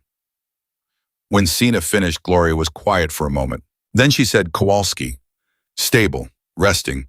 His protection detail has been reinforced and the rotation schedule has been updated. Harris, federal custody as of approximately 1:47 this morning. Walsh, same." Gloria looked at the corridor again. She looked at Sina's face, which after 9 hours and the kind of night it had been was carrying the specific blankness of extreme fatigue held in check by professional discipline. "Go home," Gloria said. "I need to finish the handoff." "I have the handoff. Go home, Matafa." Sina went to complete her final chart notes first because she was constitutionally incapable of leaving anything unfinished. And it was while she was standing at the nurse's station completing Raymond Torres's overnight record that Reyes appeared for the last time, that morning coat on phone in hand, looking like a woman who had also not slept, but who had metabolized the night differently, not in spite of it, but because of it, fueled by the particular energy of a major case that had just cracked wide open. "Walsh is talking," Reyes said without preamble. Sina set her pen down. His attorney got there at 4 and advised him to cooperate fully, which means he's already given us 3 names at Arian Medical Group above his level of contact. The financial trail goes back 5 years. The implant falsification goes back further than that. Reyes paused. 17 veterans with complications. We're now looking at 22. 22. Sina absorbed that number. She let it land. She did not look away from it the way some people looked away from numbers like that, because looking away was a choice that belonged to people who were not responsible for the ground the number stood on, and she had decided a long time ago that she was not one of those people. "The 3 men from last night," she said, "private contractors, former military, all 3. They were recruited through a security consulting firm that Arian uses for, quote, sensitive asset protection. The firm's already under a federal warrant." Reyes watched her. "They'll be charged with a federal list that starts with conspiracy to commit murder and goes from there." "And Harris?" "Harris is the most interesting case," Reyes said, and her voice had a particular quality when she said it, the quality of something complicated being held at a professional distance. "He started as a recipient. Arian paid him well to use their implants and file clean reports. For 3 years he told himself he was doing nothing wrong, that the implants were probably fine, that the VA procurement system was so broken anyway, that someone had to work with the contractors that won the bids." She paused. "Then a veteran died, and then another one. And then Harris knew, and he kept filing clean reports because by then he was in so deep that the alternative was worse than continuing." "Fear," Sina said, the same words she had used in the maintenance corridor. "Fear," Reyes confirmed, "and money and the particular moral erosion that happens when a person makes a bad decision and then makes a worse one to protect the first one and then makes a catastrophic one to protect both of them." She shook her head. "He was a good surgeon once. His record from his first 4 years here is genuinely impressive. Then Arian came in with a contract offer and the math changed." Sina thought about that. She thought about what it meant to have started somewhere good and ended somewhere like a maintenance corridor at midnight with a syringe in your hand. She thought about the increments. She had seen it before in different contexts, different theaters, the way people walked away from themselves one small step at a time. each step so small that it didn't feel like the direction was changing until they looked back and could no longer see where they started. "He's going to cooperate," she said. "Fully. His attorney confirmed this morning. He understands what cooperation means for his timeline." Reyes paused. "He asked about you." Sina looked up. "Not aggressively," Reyes said. "He asked if you were all right." Those were his exact words. He asked if the nurse was all right. She held Sina's gaze. "I thought you should know." Sina said nothing for a moment. "Then is he—" Reyes considered that. "No," she said honestly. "But he's accounted for, which is probably the better metric right now." The conversation might have ended there, but it didn't, because at that moment the elevator opened and 3 people stepped out onto the 3rd floor who did not belong to the night's events and had not been part of any of it, but whose arrival immediately changed the texture of everything in the corridor. The first was a man in his 50s in a suit that said federal government rather than private sector, with a VA insignia on his lapel, and the careful, managed demeanor of someone who had been very thoroughly briefed in the car on the way over. The second was a woman Sina didn't recognize, also suited carrying a tablet. The third was a man Sina recognized immediately because she had seen his photograph multiple times in the documentation surrounding Frank Kowalski's case. His name was Deputy Inspector General Marcus Webb. No relation to Darnell, and he ran the VA's Office of Inspector General, which was the body responsible for investigating exactly the kind of corruption that had been operating in this hospital for 5 years. He looked at Reyes first. Then his eyes found Sina Thaw at the nurse's station, and he crossed the floor with the directness of a man who had identified the most important person in the room. "Nurse Matafa," he said. "Deputy IG Webb," she said. He stopped. He assessed her the way people had been assessing her all night, that recalibration she had come to recognize the visible process of revising an assumption. "You know who I am," he said. "I know everyone connected to Kowalski's case," she said. "I've been following it since I flagged his chart." Webb looked at Reyes. Reyes said, "I told you." Webb looked back at Sina. "I'd like to talk to you," he said, "formally. We're going to be conducting a full investigation of this facility's procurement practices, medical record systems, and administrative oversight going back 5 years. Your observations over the last 3 days, and frankly, your observations over the last 4 years as a staff member here, are going to be relevant." "I know," Sina said. "I'll make myself available. Today, if possible." "Tomorrow," she said. "I've been on shift for 9 hours." Webb blinked. Something almost like a smile moved across his face. "Of course," he said. "Tomorrow." She went to find Frank Kowalski before she left. He was awake, which did not surprise her. She suspected Frank Kowalski had not slept more than 3 consecutive hours at a stretch in years. He was sitting up in his bed with his arms folded, and the particular stillness of a man who had been doing a great deal of thinking in the hours since the night's events and had arrived somewhere definitive with the results. She came in and checked his monitor out of habit, and he watched her do it with the patient tolerance of a man who had long since made peace with the rituals of medical care. "You look terrible," he said. "Thank you, Frank. I mean it kindly. You look like someone who just did something very hard." "I did several things very hard." "Harris," he said, "in custody. Walsh, also in custody." He was quiet for a moment. "I've been sitting here since 4 in the morning," he said, "thinking about what it means that the man who was supposed to be keeping me safe was the one who told them how to find me. The physician. The director." He shook his head slowly. "I spent 22 years in the Army. I trusted institutions. I trusted the chain of command. I trusted that the structures we built actually meant something." "They do," Sina said. "Structures don't fail on their own. People make choices inside them." "Harris made choices." "Yes." "Walsh made choices." "Yes." "An Aryan medical group made choices that killed 22 of my people," he said, and his voice had the specific hard edge of a man who was going to testify, who had always been going to testify, and for whom last night had not weakened that resolve, but had tempered it into something harder and more permanent. "I was scared," he said, "before last night. I'm not going to pretend I wasn't. Witness protection, federal detail. And I was still scared because I knew what I was up against, and I knew that money buys things that the law can't always move faster than." "Are you still scared?" she said. He looked at her. No, he said, not anymore. She understood that. She understood it the way she understood most things that did not require explanation completely from the inside. What he meant was that last night had shown him the shape of what was coming for him, and it had been survivable, and the thing that had survived it was standing at his bedside checking his IV line, which meant that the math had changed. My daughter called, he said, as second lieutenant. She'd been notified by the marshals. She wanted to know what happened. What did you tell her? I told her that a nurse on the third floor held the line. He paused. She asked for your name. Sina did not say anything to that.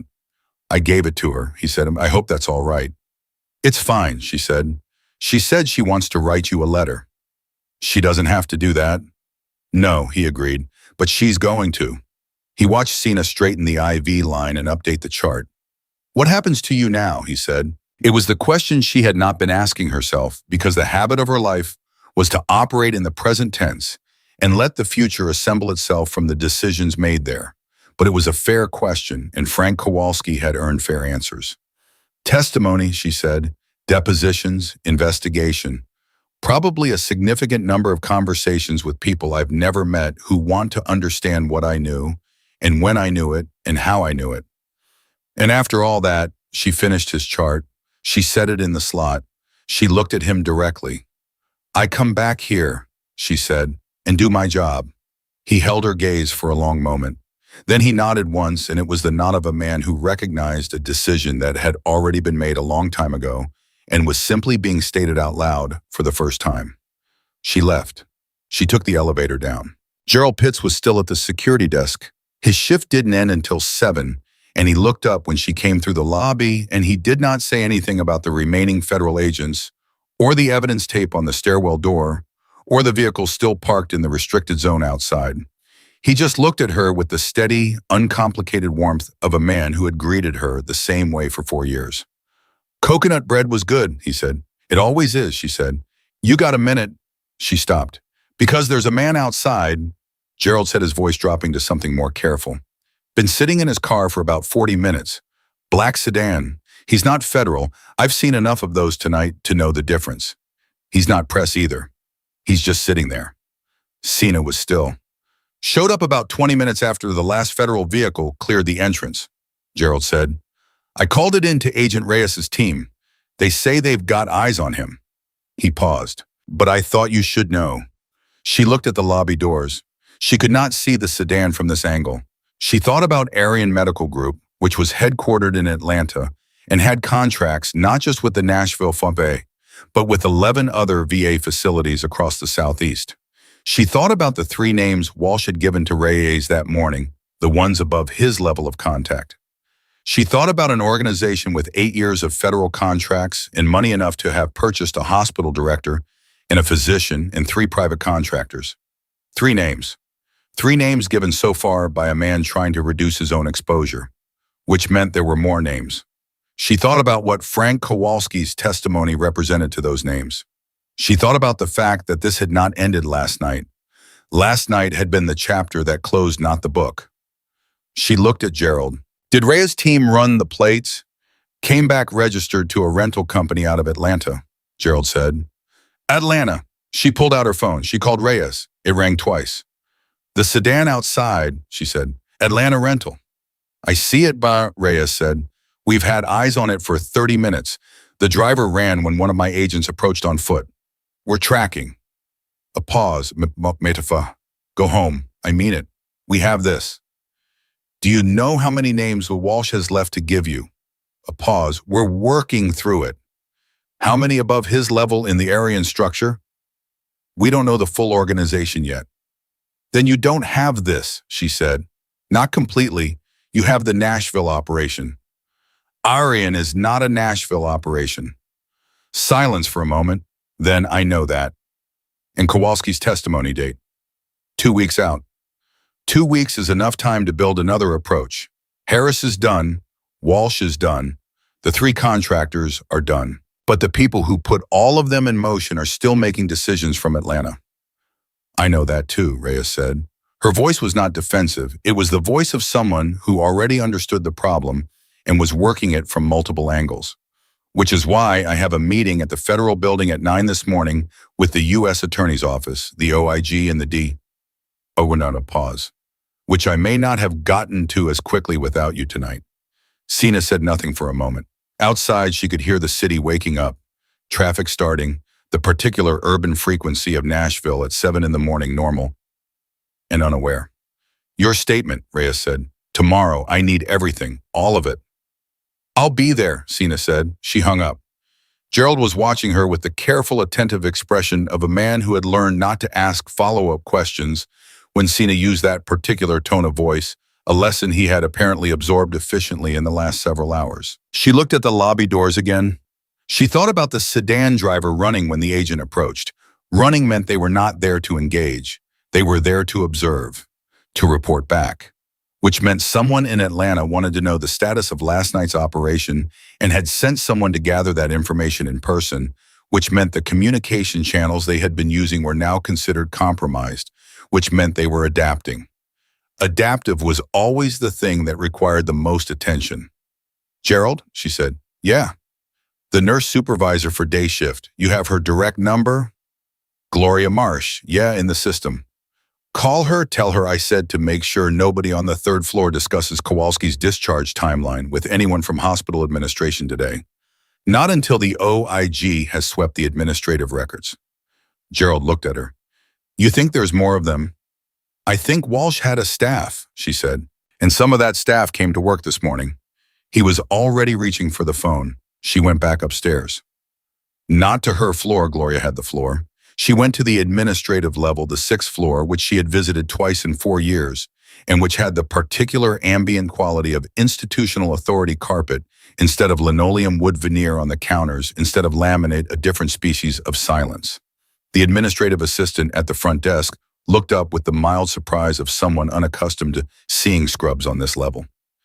I need to speak with whoever is acting in Director Walsh's capacity this morning, Sina said. That would be Associate Director Patricia Kim, the assistant said, but she's not in yet. When she arrives, Sina said, please tell her that Nurse Mata from the 3rd floor needs 10 minutes of her time before she accesses the director's records or the procurement files. She paused. Please tell her that it's urgent and that Agent Reyes of the FBI can confirm why.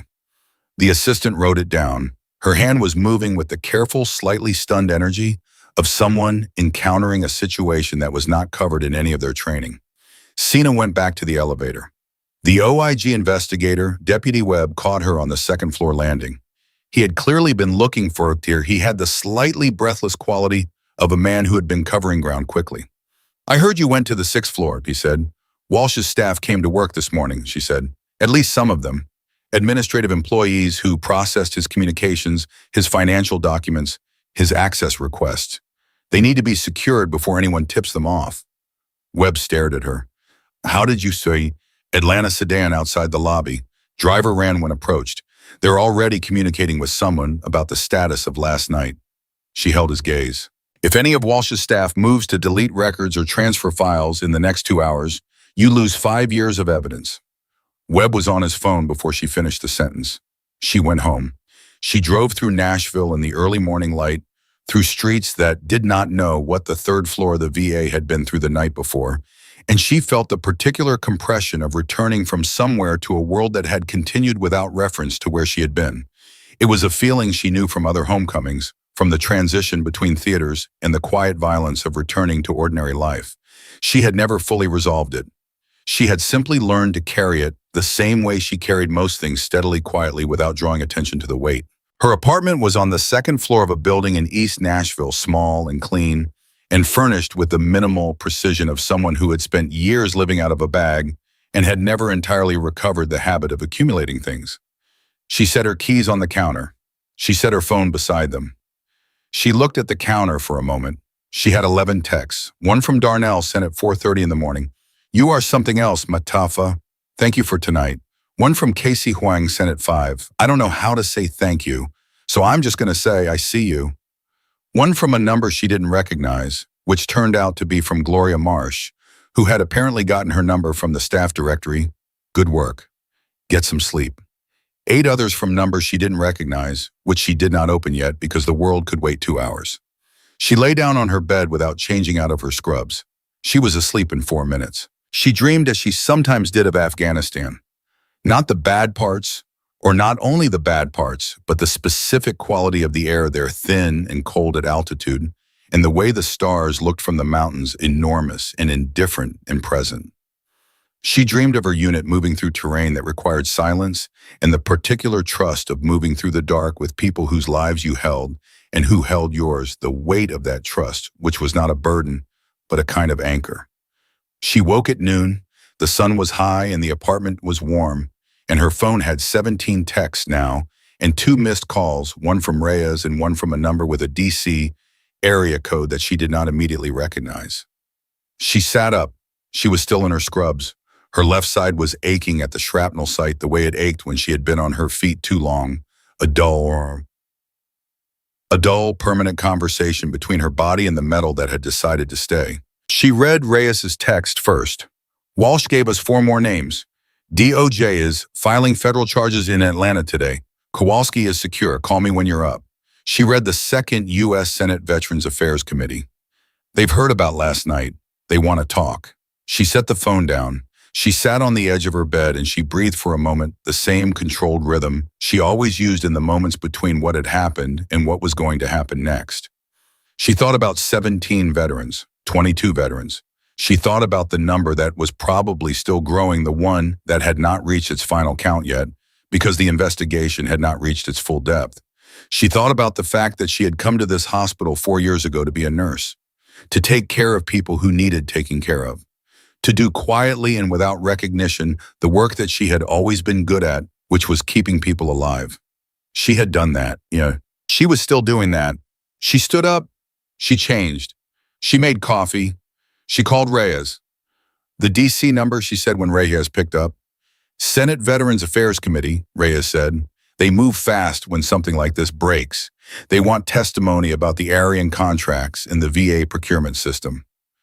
I'm a nurse, Sina said, not a policy analyst. You're the person who caught it, Reyes said. That's what they want to hear about. What you saw, how you saw it, what the system failed to catch that you caught standing at a nurse's station at 11 o'clock at night. A pause. Matafa, what happened last night isn't going to stay in Nashville. It's already not staying in Nashville. She thought about the U.S. Senate. She thought about the men and women on her floor, on floors like hers at VA facilities across the country, who were lying in beds with defective implants and clean charts, and physicians who had been paid to see nothing wrong. She thought about 22 names. She thought about the ones that weren't counted yet. She thought about what it meant to be the person who stood between people and the thing that was coming for them, and whether that obligation had a boundary that ended at the 3rd floor or whether it went further than that. She looked at her coffee. I'll call them, she said. I know you will, Reyes said. After they hung up, Sina sat at her kitchen table with the coffee and the phone and the quiet of her apartment around her.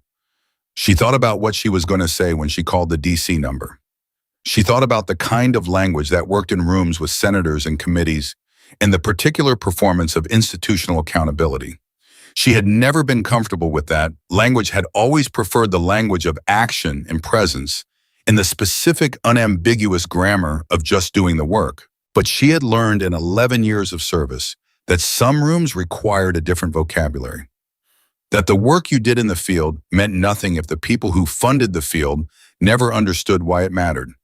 That silence which had protected her for 4 years was a strategy with a limited lifespan, and the lifespan of this particular silence had ended at 11:22 the night before, when 3 men came through the stairwell door in tactical formation and she picked up an IV pole. She called the DC number. It rang twice. A young woman's voice answered, professional crisp. Senator Caldwell's office. This is Sina Matafa, she said. I'm returning your call. There was a brief charged pause on the other end, the kind of pause that preceded something significant being said, and then the young woman's voice came back warmer and more direct. Ms. Matafa, the senator has been waiting for your call. Can you hold for 1 moment? I can, she said. She held her coffee cup and looked at her kitchen window and waited in the particular stillness of a woman who had learned a long time ago that some kinds of waiting were not passive at all, but were simply another form of preparation. The senator came on the line. Mr. Matafa, he said, His voice was older with the careful cadence of a Southern politician who had been doing this long enough to know when the moment required genuine rather than perform gravity. I've been briefed on what happened in Nashville last night, and I need to tell you what you did and what you found and what it means for the people we both serve. I need you to come to Washington. She was quiet for a moment. When she said, Senator Caldwell said Thursday, it was Monday morning. That gave her 3 days, which was enough time to give Reyes her full statement, meet with Deputy Webb's investigation team, finish her next scheduled shift, and pack a single bag for Washington, which was all she ever packed, regardless of destination, because she had never relearned the habit of needing more than what she could carry. She called Reyes first. Then she called Webb. Then she sat back down at her kitchen table and let the coffee go cold while she thought about what Thursday in Washington actually meant, which was not the logistics of it, but the weight of it. She had spent 4 years being invisible on purpose. She had built the invisibility carefully, deliberately, the way you build anything meant to last, with good materials and attention to the joints. And in the space of one night, that structure had come apart, not because she had made a mistake, but because she had done exactly what she was supposed to do, which was protect the people in her care. She did not regret it. Regret was for outcomes you could have changed by choosing differently, and there had been no version of the night before in which choosing differently would have served anyone better. But she understood, sitting in her kitchen with the Nashville morning outside her window, that the life she went back to was going to be shaped differently than the one she had been living. The question was not whether that was true. The question was what shape she would let it take. She went in for her Tuesday shift. The third floor was different in ways that were both visible and not. There were still 2 federal agents stationed at the stairwell entrances, though they were less conspicuous about it now. The evidence markers were gone. The overhead lights were back to their nighttime setting, amber and steady. On the surface, everything looked like it always had, but the nurses moved differently. Not worse, if anything, with more deliberate care, the way people move through familiar spaces after something has happened in them that changes the meaning of the familiar. Casey Huang was back, which Sina had not expected, and when she saw Sina come through the door at 10:45, she stopped what she was doing and said plainly and without preamble, "I'm glad you were here." "So am I," Sina said. Darnell was at the station running handoff notes, and he looked up and looked at her with the expression he had worn since Sunday morning, the one that had not fully resolved into any single emotion, but contained many of them at once. And he said, "Kowalski's been asking about you." "I'll check on him," she said. She made her rounds first. 14 patients, the same as always, the same careful sequence she always followed. Walter Bream was awake also as always, and he had crackers on his bedside table that he did not attempt to hide when she came in, which she took as a sign of either trust or defiance, and she chose to interpret as both. "Heard you're going to Washington," he said. She paused. "Word travels." "Hospital," he said, like that explained everything, which it did.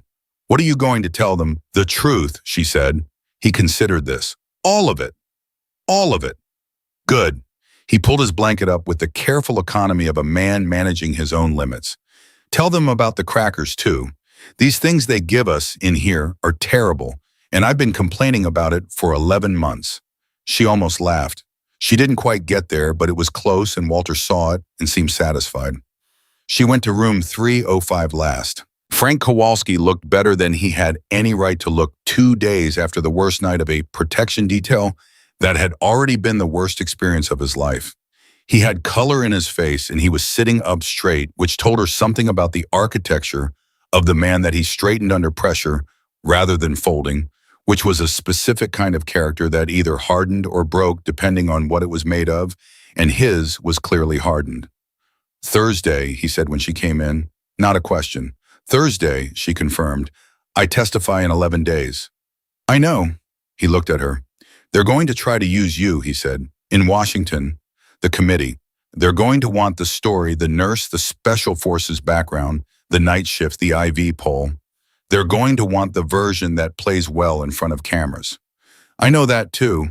And I'm going to give them the version that's true," she said, "which is that 22 veterans were failed by people who were supposed to protect them, and that the system that allowed it is still in place at 11 other VA facilities, and that the procurement document process for medical implants needs to be completely restructured. She paused. The IV pole is incidental. Frank looked at her for a long measuring moment. My daughter's letter came, he said. Sina waited. She wrote 3 pages. His voice had a different quality when he talked about his daughter, not softer exactly, but unguarded in a way that everything else about him was not. 3 pages by hand. She's 24 years old and she wrote 3 pages by hand because she said some things aren't right for email. He cleared his throat. She said she wants to meet you when this is over. Tell her I'd like that, Sina said. She finished his chart. She checked his IV. She was at the door when he said, Matafa. She stopped. Thank you, he said. Not for the other night. Well, for the other night too, but mostly for the chart. For seeing the chart and refusing to let it go even when Harris overrode you. That's where it started. That's the thing that actually saved my life. She stood in the doorway for a moment. That's the job, she said. No, he said quietly. That's you. She went back to her rounds. The next day, Webb's team came to the hospital for her formal statement. They set up in the family consultation room, the same small room with the round table where she had sat with Reyes 2 nights before, and there were 3 of them, 2 investigators and a court recorder, and they were thorough and methodical in the way that federal investigators are thorough and methodical, which is to say they asked every question twice from different angles and wrote down everything, including the things that seemed too small to matter. She told them about the chart. She told them about the medication entry and the timestamp and the specific pathway through the record system that the alteration had taken. She told them about flagging it and Harris's response and the physical note she had made in the paper backup and the photograph on her phone. She told them about the 3 days of watching and what she had been watching for. She told them about the night itself and the sequential, factual ways she reported everything without drama and without omission. When she was done, the lead investigator, a man named Carver, who had been running OIG investigations for 12 years, and who had the practiced neutrality of someone who had heard a great many serious things and had learned not to react to them in real time, looked at his notes and then looked at her and said, You photographed the chart on the same day you flagged it. Yes, she said, before Harris overrode the entry. Yes. Why? She looked at him. Because I knew he was going to override it, she said, and I knew he was going to document it as a nursing misread, and I wanted a record that existed outside the system. Carver looked at her for a moment. How did you know he was going to do that? Because of how he responded when I told him, she said.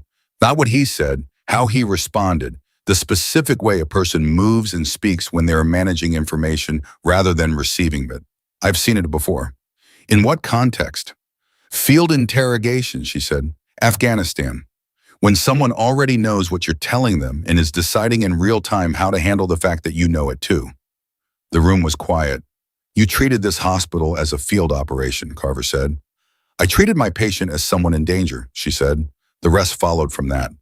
She flew to Washington on Wednesday evening. The flight was 90 minutes and she spent most of it looking at the documents Webb's team had sent her, the full scope of the Aryan Medical Group investigation as it now stood, which was considerably broader than what Reyes had outlined Monday morning. There were now 6 VA facilities confirmed to have used Aryan implants under falsified quality reports. 31 veterans with documented complications, 4 deaths, 12 Aryan executives under federal investigation, and a procurement policy gap at the VAA level that had allowed a single contractor to hold preferred vendor status across multiple facilities for 8 consecutive years without a competitive rebid process. 31 veterans. She held that number the way she always held numbers like that fully without looking away because the weight of it was the point. The weight of it was the reason Thursday existed. The Senate hearing room was larger than she had expected and smaller than she had feared. She had been in rooms like this before, functionally, if not literally, rooms where the structure of the space was designed to make the person at the center of it feel exposed and accountable, where the elevated seating and the formal arrangement were themselves a kind of argument about power. She had spent 11 years in environments where power expressed itself through entirely different architectures, and she had learned in those environments that the room was never the thing that mattered. The thing that mattered was what you came in knowing and what you were willing to say. Senator Caldwell was at the center of the committee panel. He was in his late 60s, white-haired, with the kind of face that had earned its lines honestly, and he looked at Sina when she sat down at the witness table with the attention of a man who had been doing his homework. The room was full, press section full, public gallery full.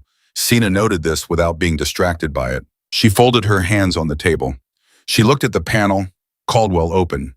Ms. Matafa, before we begin, I want to say for the record that what you did last Monday night at the Nashville V Medical Center was an act of extraordinary courage and extraordinary competence. On behalf of the committee and on behalf of the veterans this body serves, thank you. Thank you, Senator, she said. I'd like to get to the part that matters, if that's all right. Caldwell blinked. Something shifted in the room, a collective adjustment, the sound of an audience recalibrating. Then Caldwell leaned forward slightly and said, please. She talked for 40 minutes.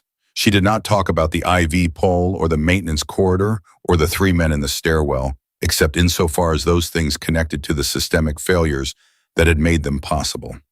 She talked about Frank Kowalski's chart. She talked about the medication alteration and what it represented, not just an attempt on one man's life, but the endpoint of a years-long pattern of institutional corruption that had been invisible precisely because nobody had looked for it.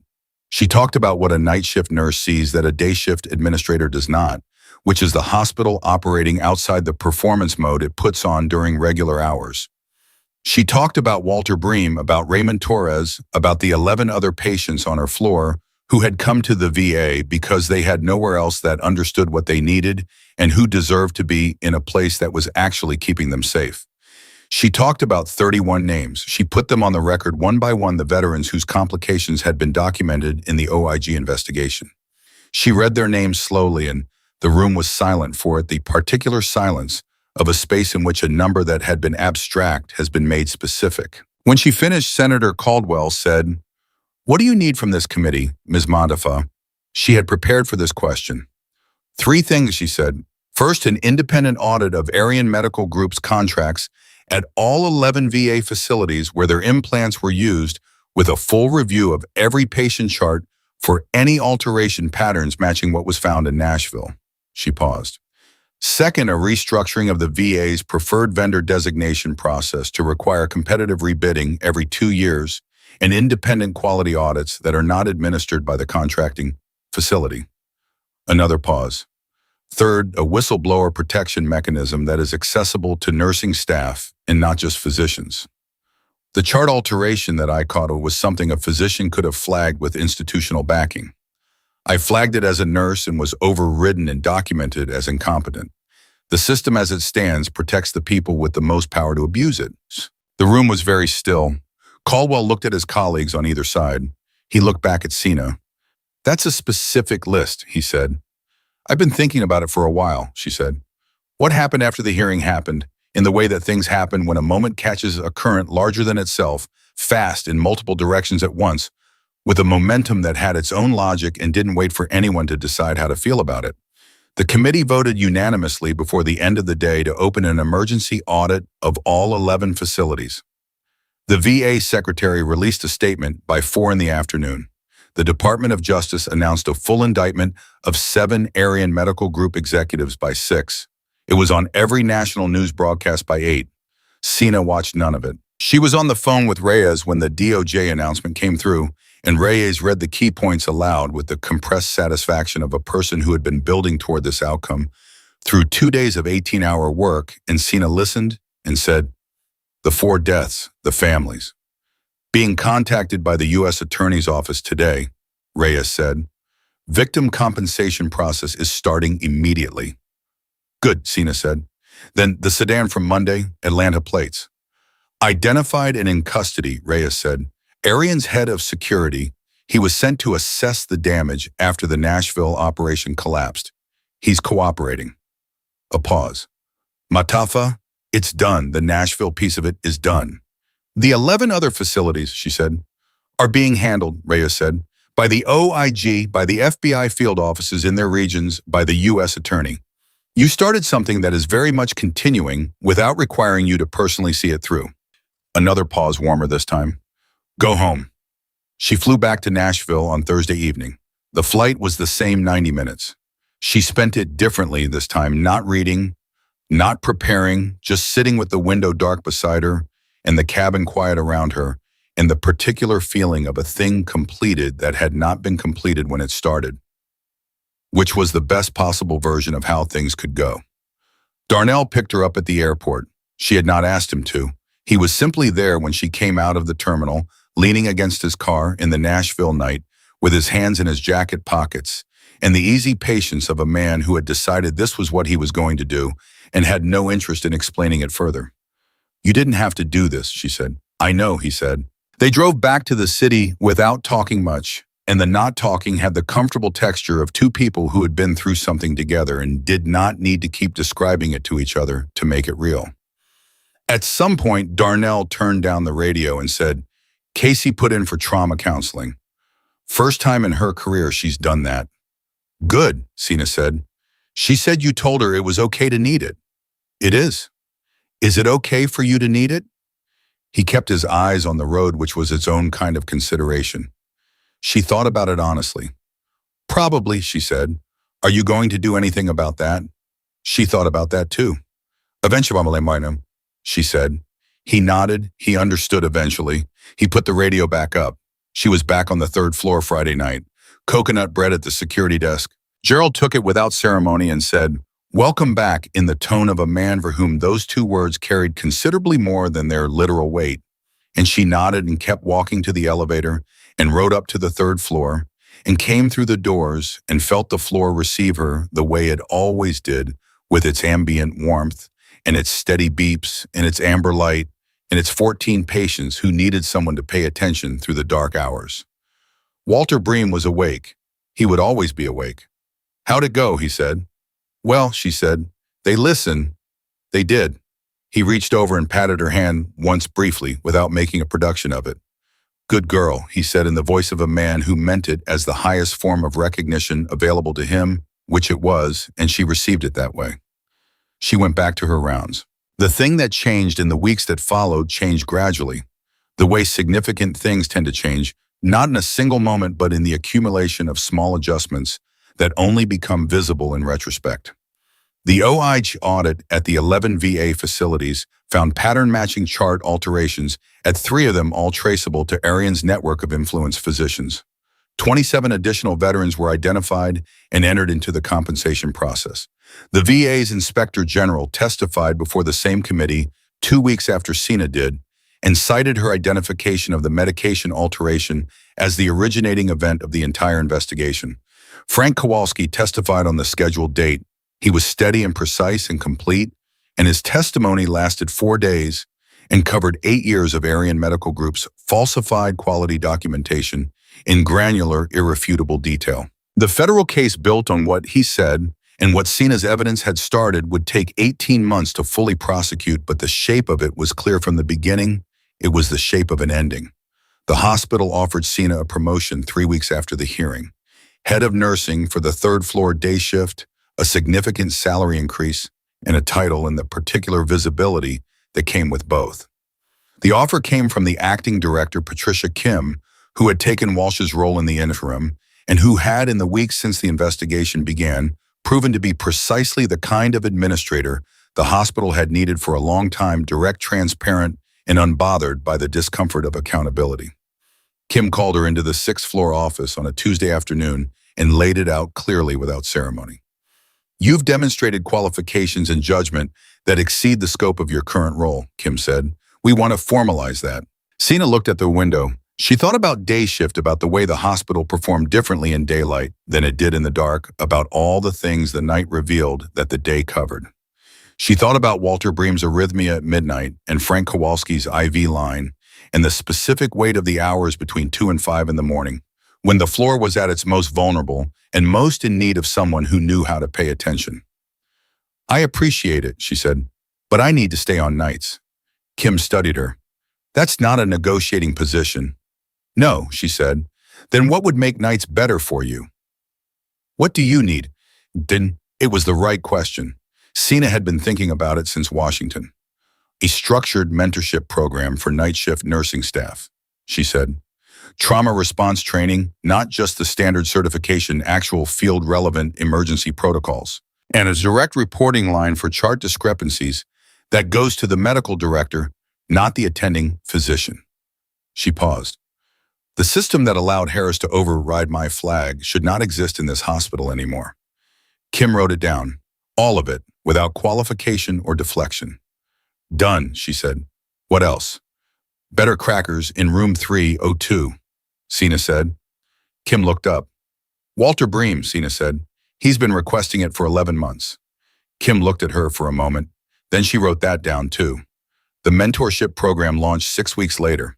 Sina ran the first session on a Thursday evening before her shift in the break room with 7 nurses who had signed up and 2 who had been specifically asked by Gloria Marsh to attend. She talked for 2 hours about field emergency medicine, about reading a situation, before it fully declared itself about the discipline of continuing to work when everything around you had become something other than what it was supposed to be. She talked about the specific difference between reacting and responding, which was the same difference as between what a system did and what a person decided to do. She told them about the chart. She told them about the photograph. She told them that the most important thing she had done the night of the incident was not what happened in the corridor or the stairwell or the maintenance tunnel, but the thing she had done 3 days earlier when she noticed something wrong in a medical record and refused to accept that her noticing was incorrect. Trust what you see, she said. Document everything. And never ever let someone with more institutional authority than you convince you that your clinical judgment is the thing that needs to be corrected. The 7 nurses wrote that down. The 2 who had been specifically asked to attend wrote it down twice. She was leaving the break room when one of the younger nurses, a 26-year-old named Diana Torres, no relation to Raymond, stopped her in the doorway with the slightly uncertain energy of someone who had been building up to saying something for a while. Can I ask you something? Diana said. Go ahead. How did you know the night of the incident, when you heard them come through the stairwell? How did you know they weren't just maintenance staff or security or something normal? Sina thought about this. She thought about how to answer it in a way that was honest rather than impressive, because Diana Torres was going to be a good nurse if she had good information, and impressive was not good information. I've heard a lot of different people move through a lot of different environments, she said. Normal movement has a certain rhythm. People who are trained to move tactically have a different one. Once you've heard the difference enough times, you can't unhear it. She paused. But that's not actually the answer to your question. Diana waited. The answer is that I was already paying attention, Sina said. I had been paying attention for 3 days because I knew something was wrong, and I had not found all of it yet. And when you're already paying attention, really paying attention with everything you have, you catch things you would miss if you were just going through the motions. She looked at Diana directly. Most nursing is going through the motions, and that's fine. That's what keeping 14 patients stable requires. But some moments require everything. The skill is knowing which is which. Diana nodded slowly. How do you know which is which? You practice paying attention, Sina said. All the time. Even when nothing is happening. Especially when nothing is happening. She went to start her shift. The floor was the same as it always was. 14 patients. Amber light. Monitors in their steady conversation with the night. She moved through it with the same unhurried pace that had puzzled Darnell Webb for 2 years, that covered ground faster than anyone expected, that had turned out to contain 11 years of Special Forces medicine and 3 tours in places that did not appear on any map, and the specific hard-won knowledge of a woman who had spent her life learning what it meant to stay when leaving would have been easier. She was at Walter Bream's door when her phone buzzed. A text from an unknown number with a Virginia area code. She opened it. It said, "This is Lieutenant Sarah Kowalski. My dad told me you'd be working tonight. I wanted to say thank you in real time. Is this okay?" She stopped. She looked at the message. She thought about Frank in his hospital bed telling her about his daughter who wrote 3 pages by hand because some things weren't right for email.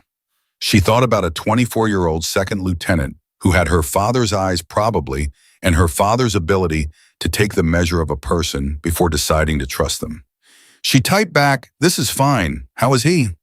The response came in under a minute, strong. Nervous about tomorrow's session, but strong. "He said you'd know what that means." She did. She typed, "Tell him it's supposed to feel that way. It means he knows what matters." A pause, then, He said you'd say something like that too. She put the phone in her pocket. She pushed open room 302. Walter Bream was awake. He had new crackers on his bedside table.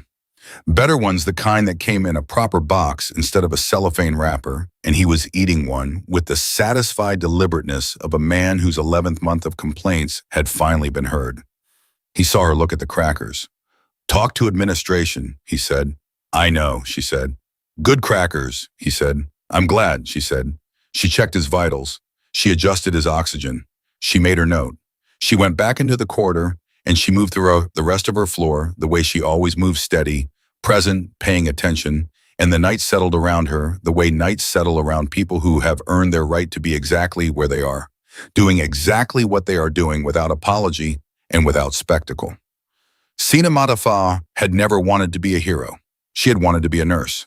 And she was the finest one on that floor, and everyone who mattered now knew it, and the people in her care were safer for it, and that was not a small thing. That was everything.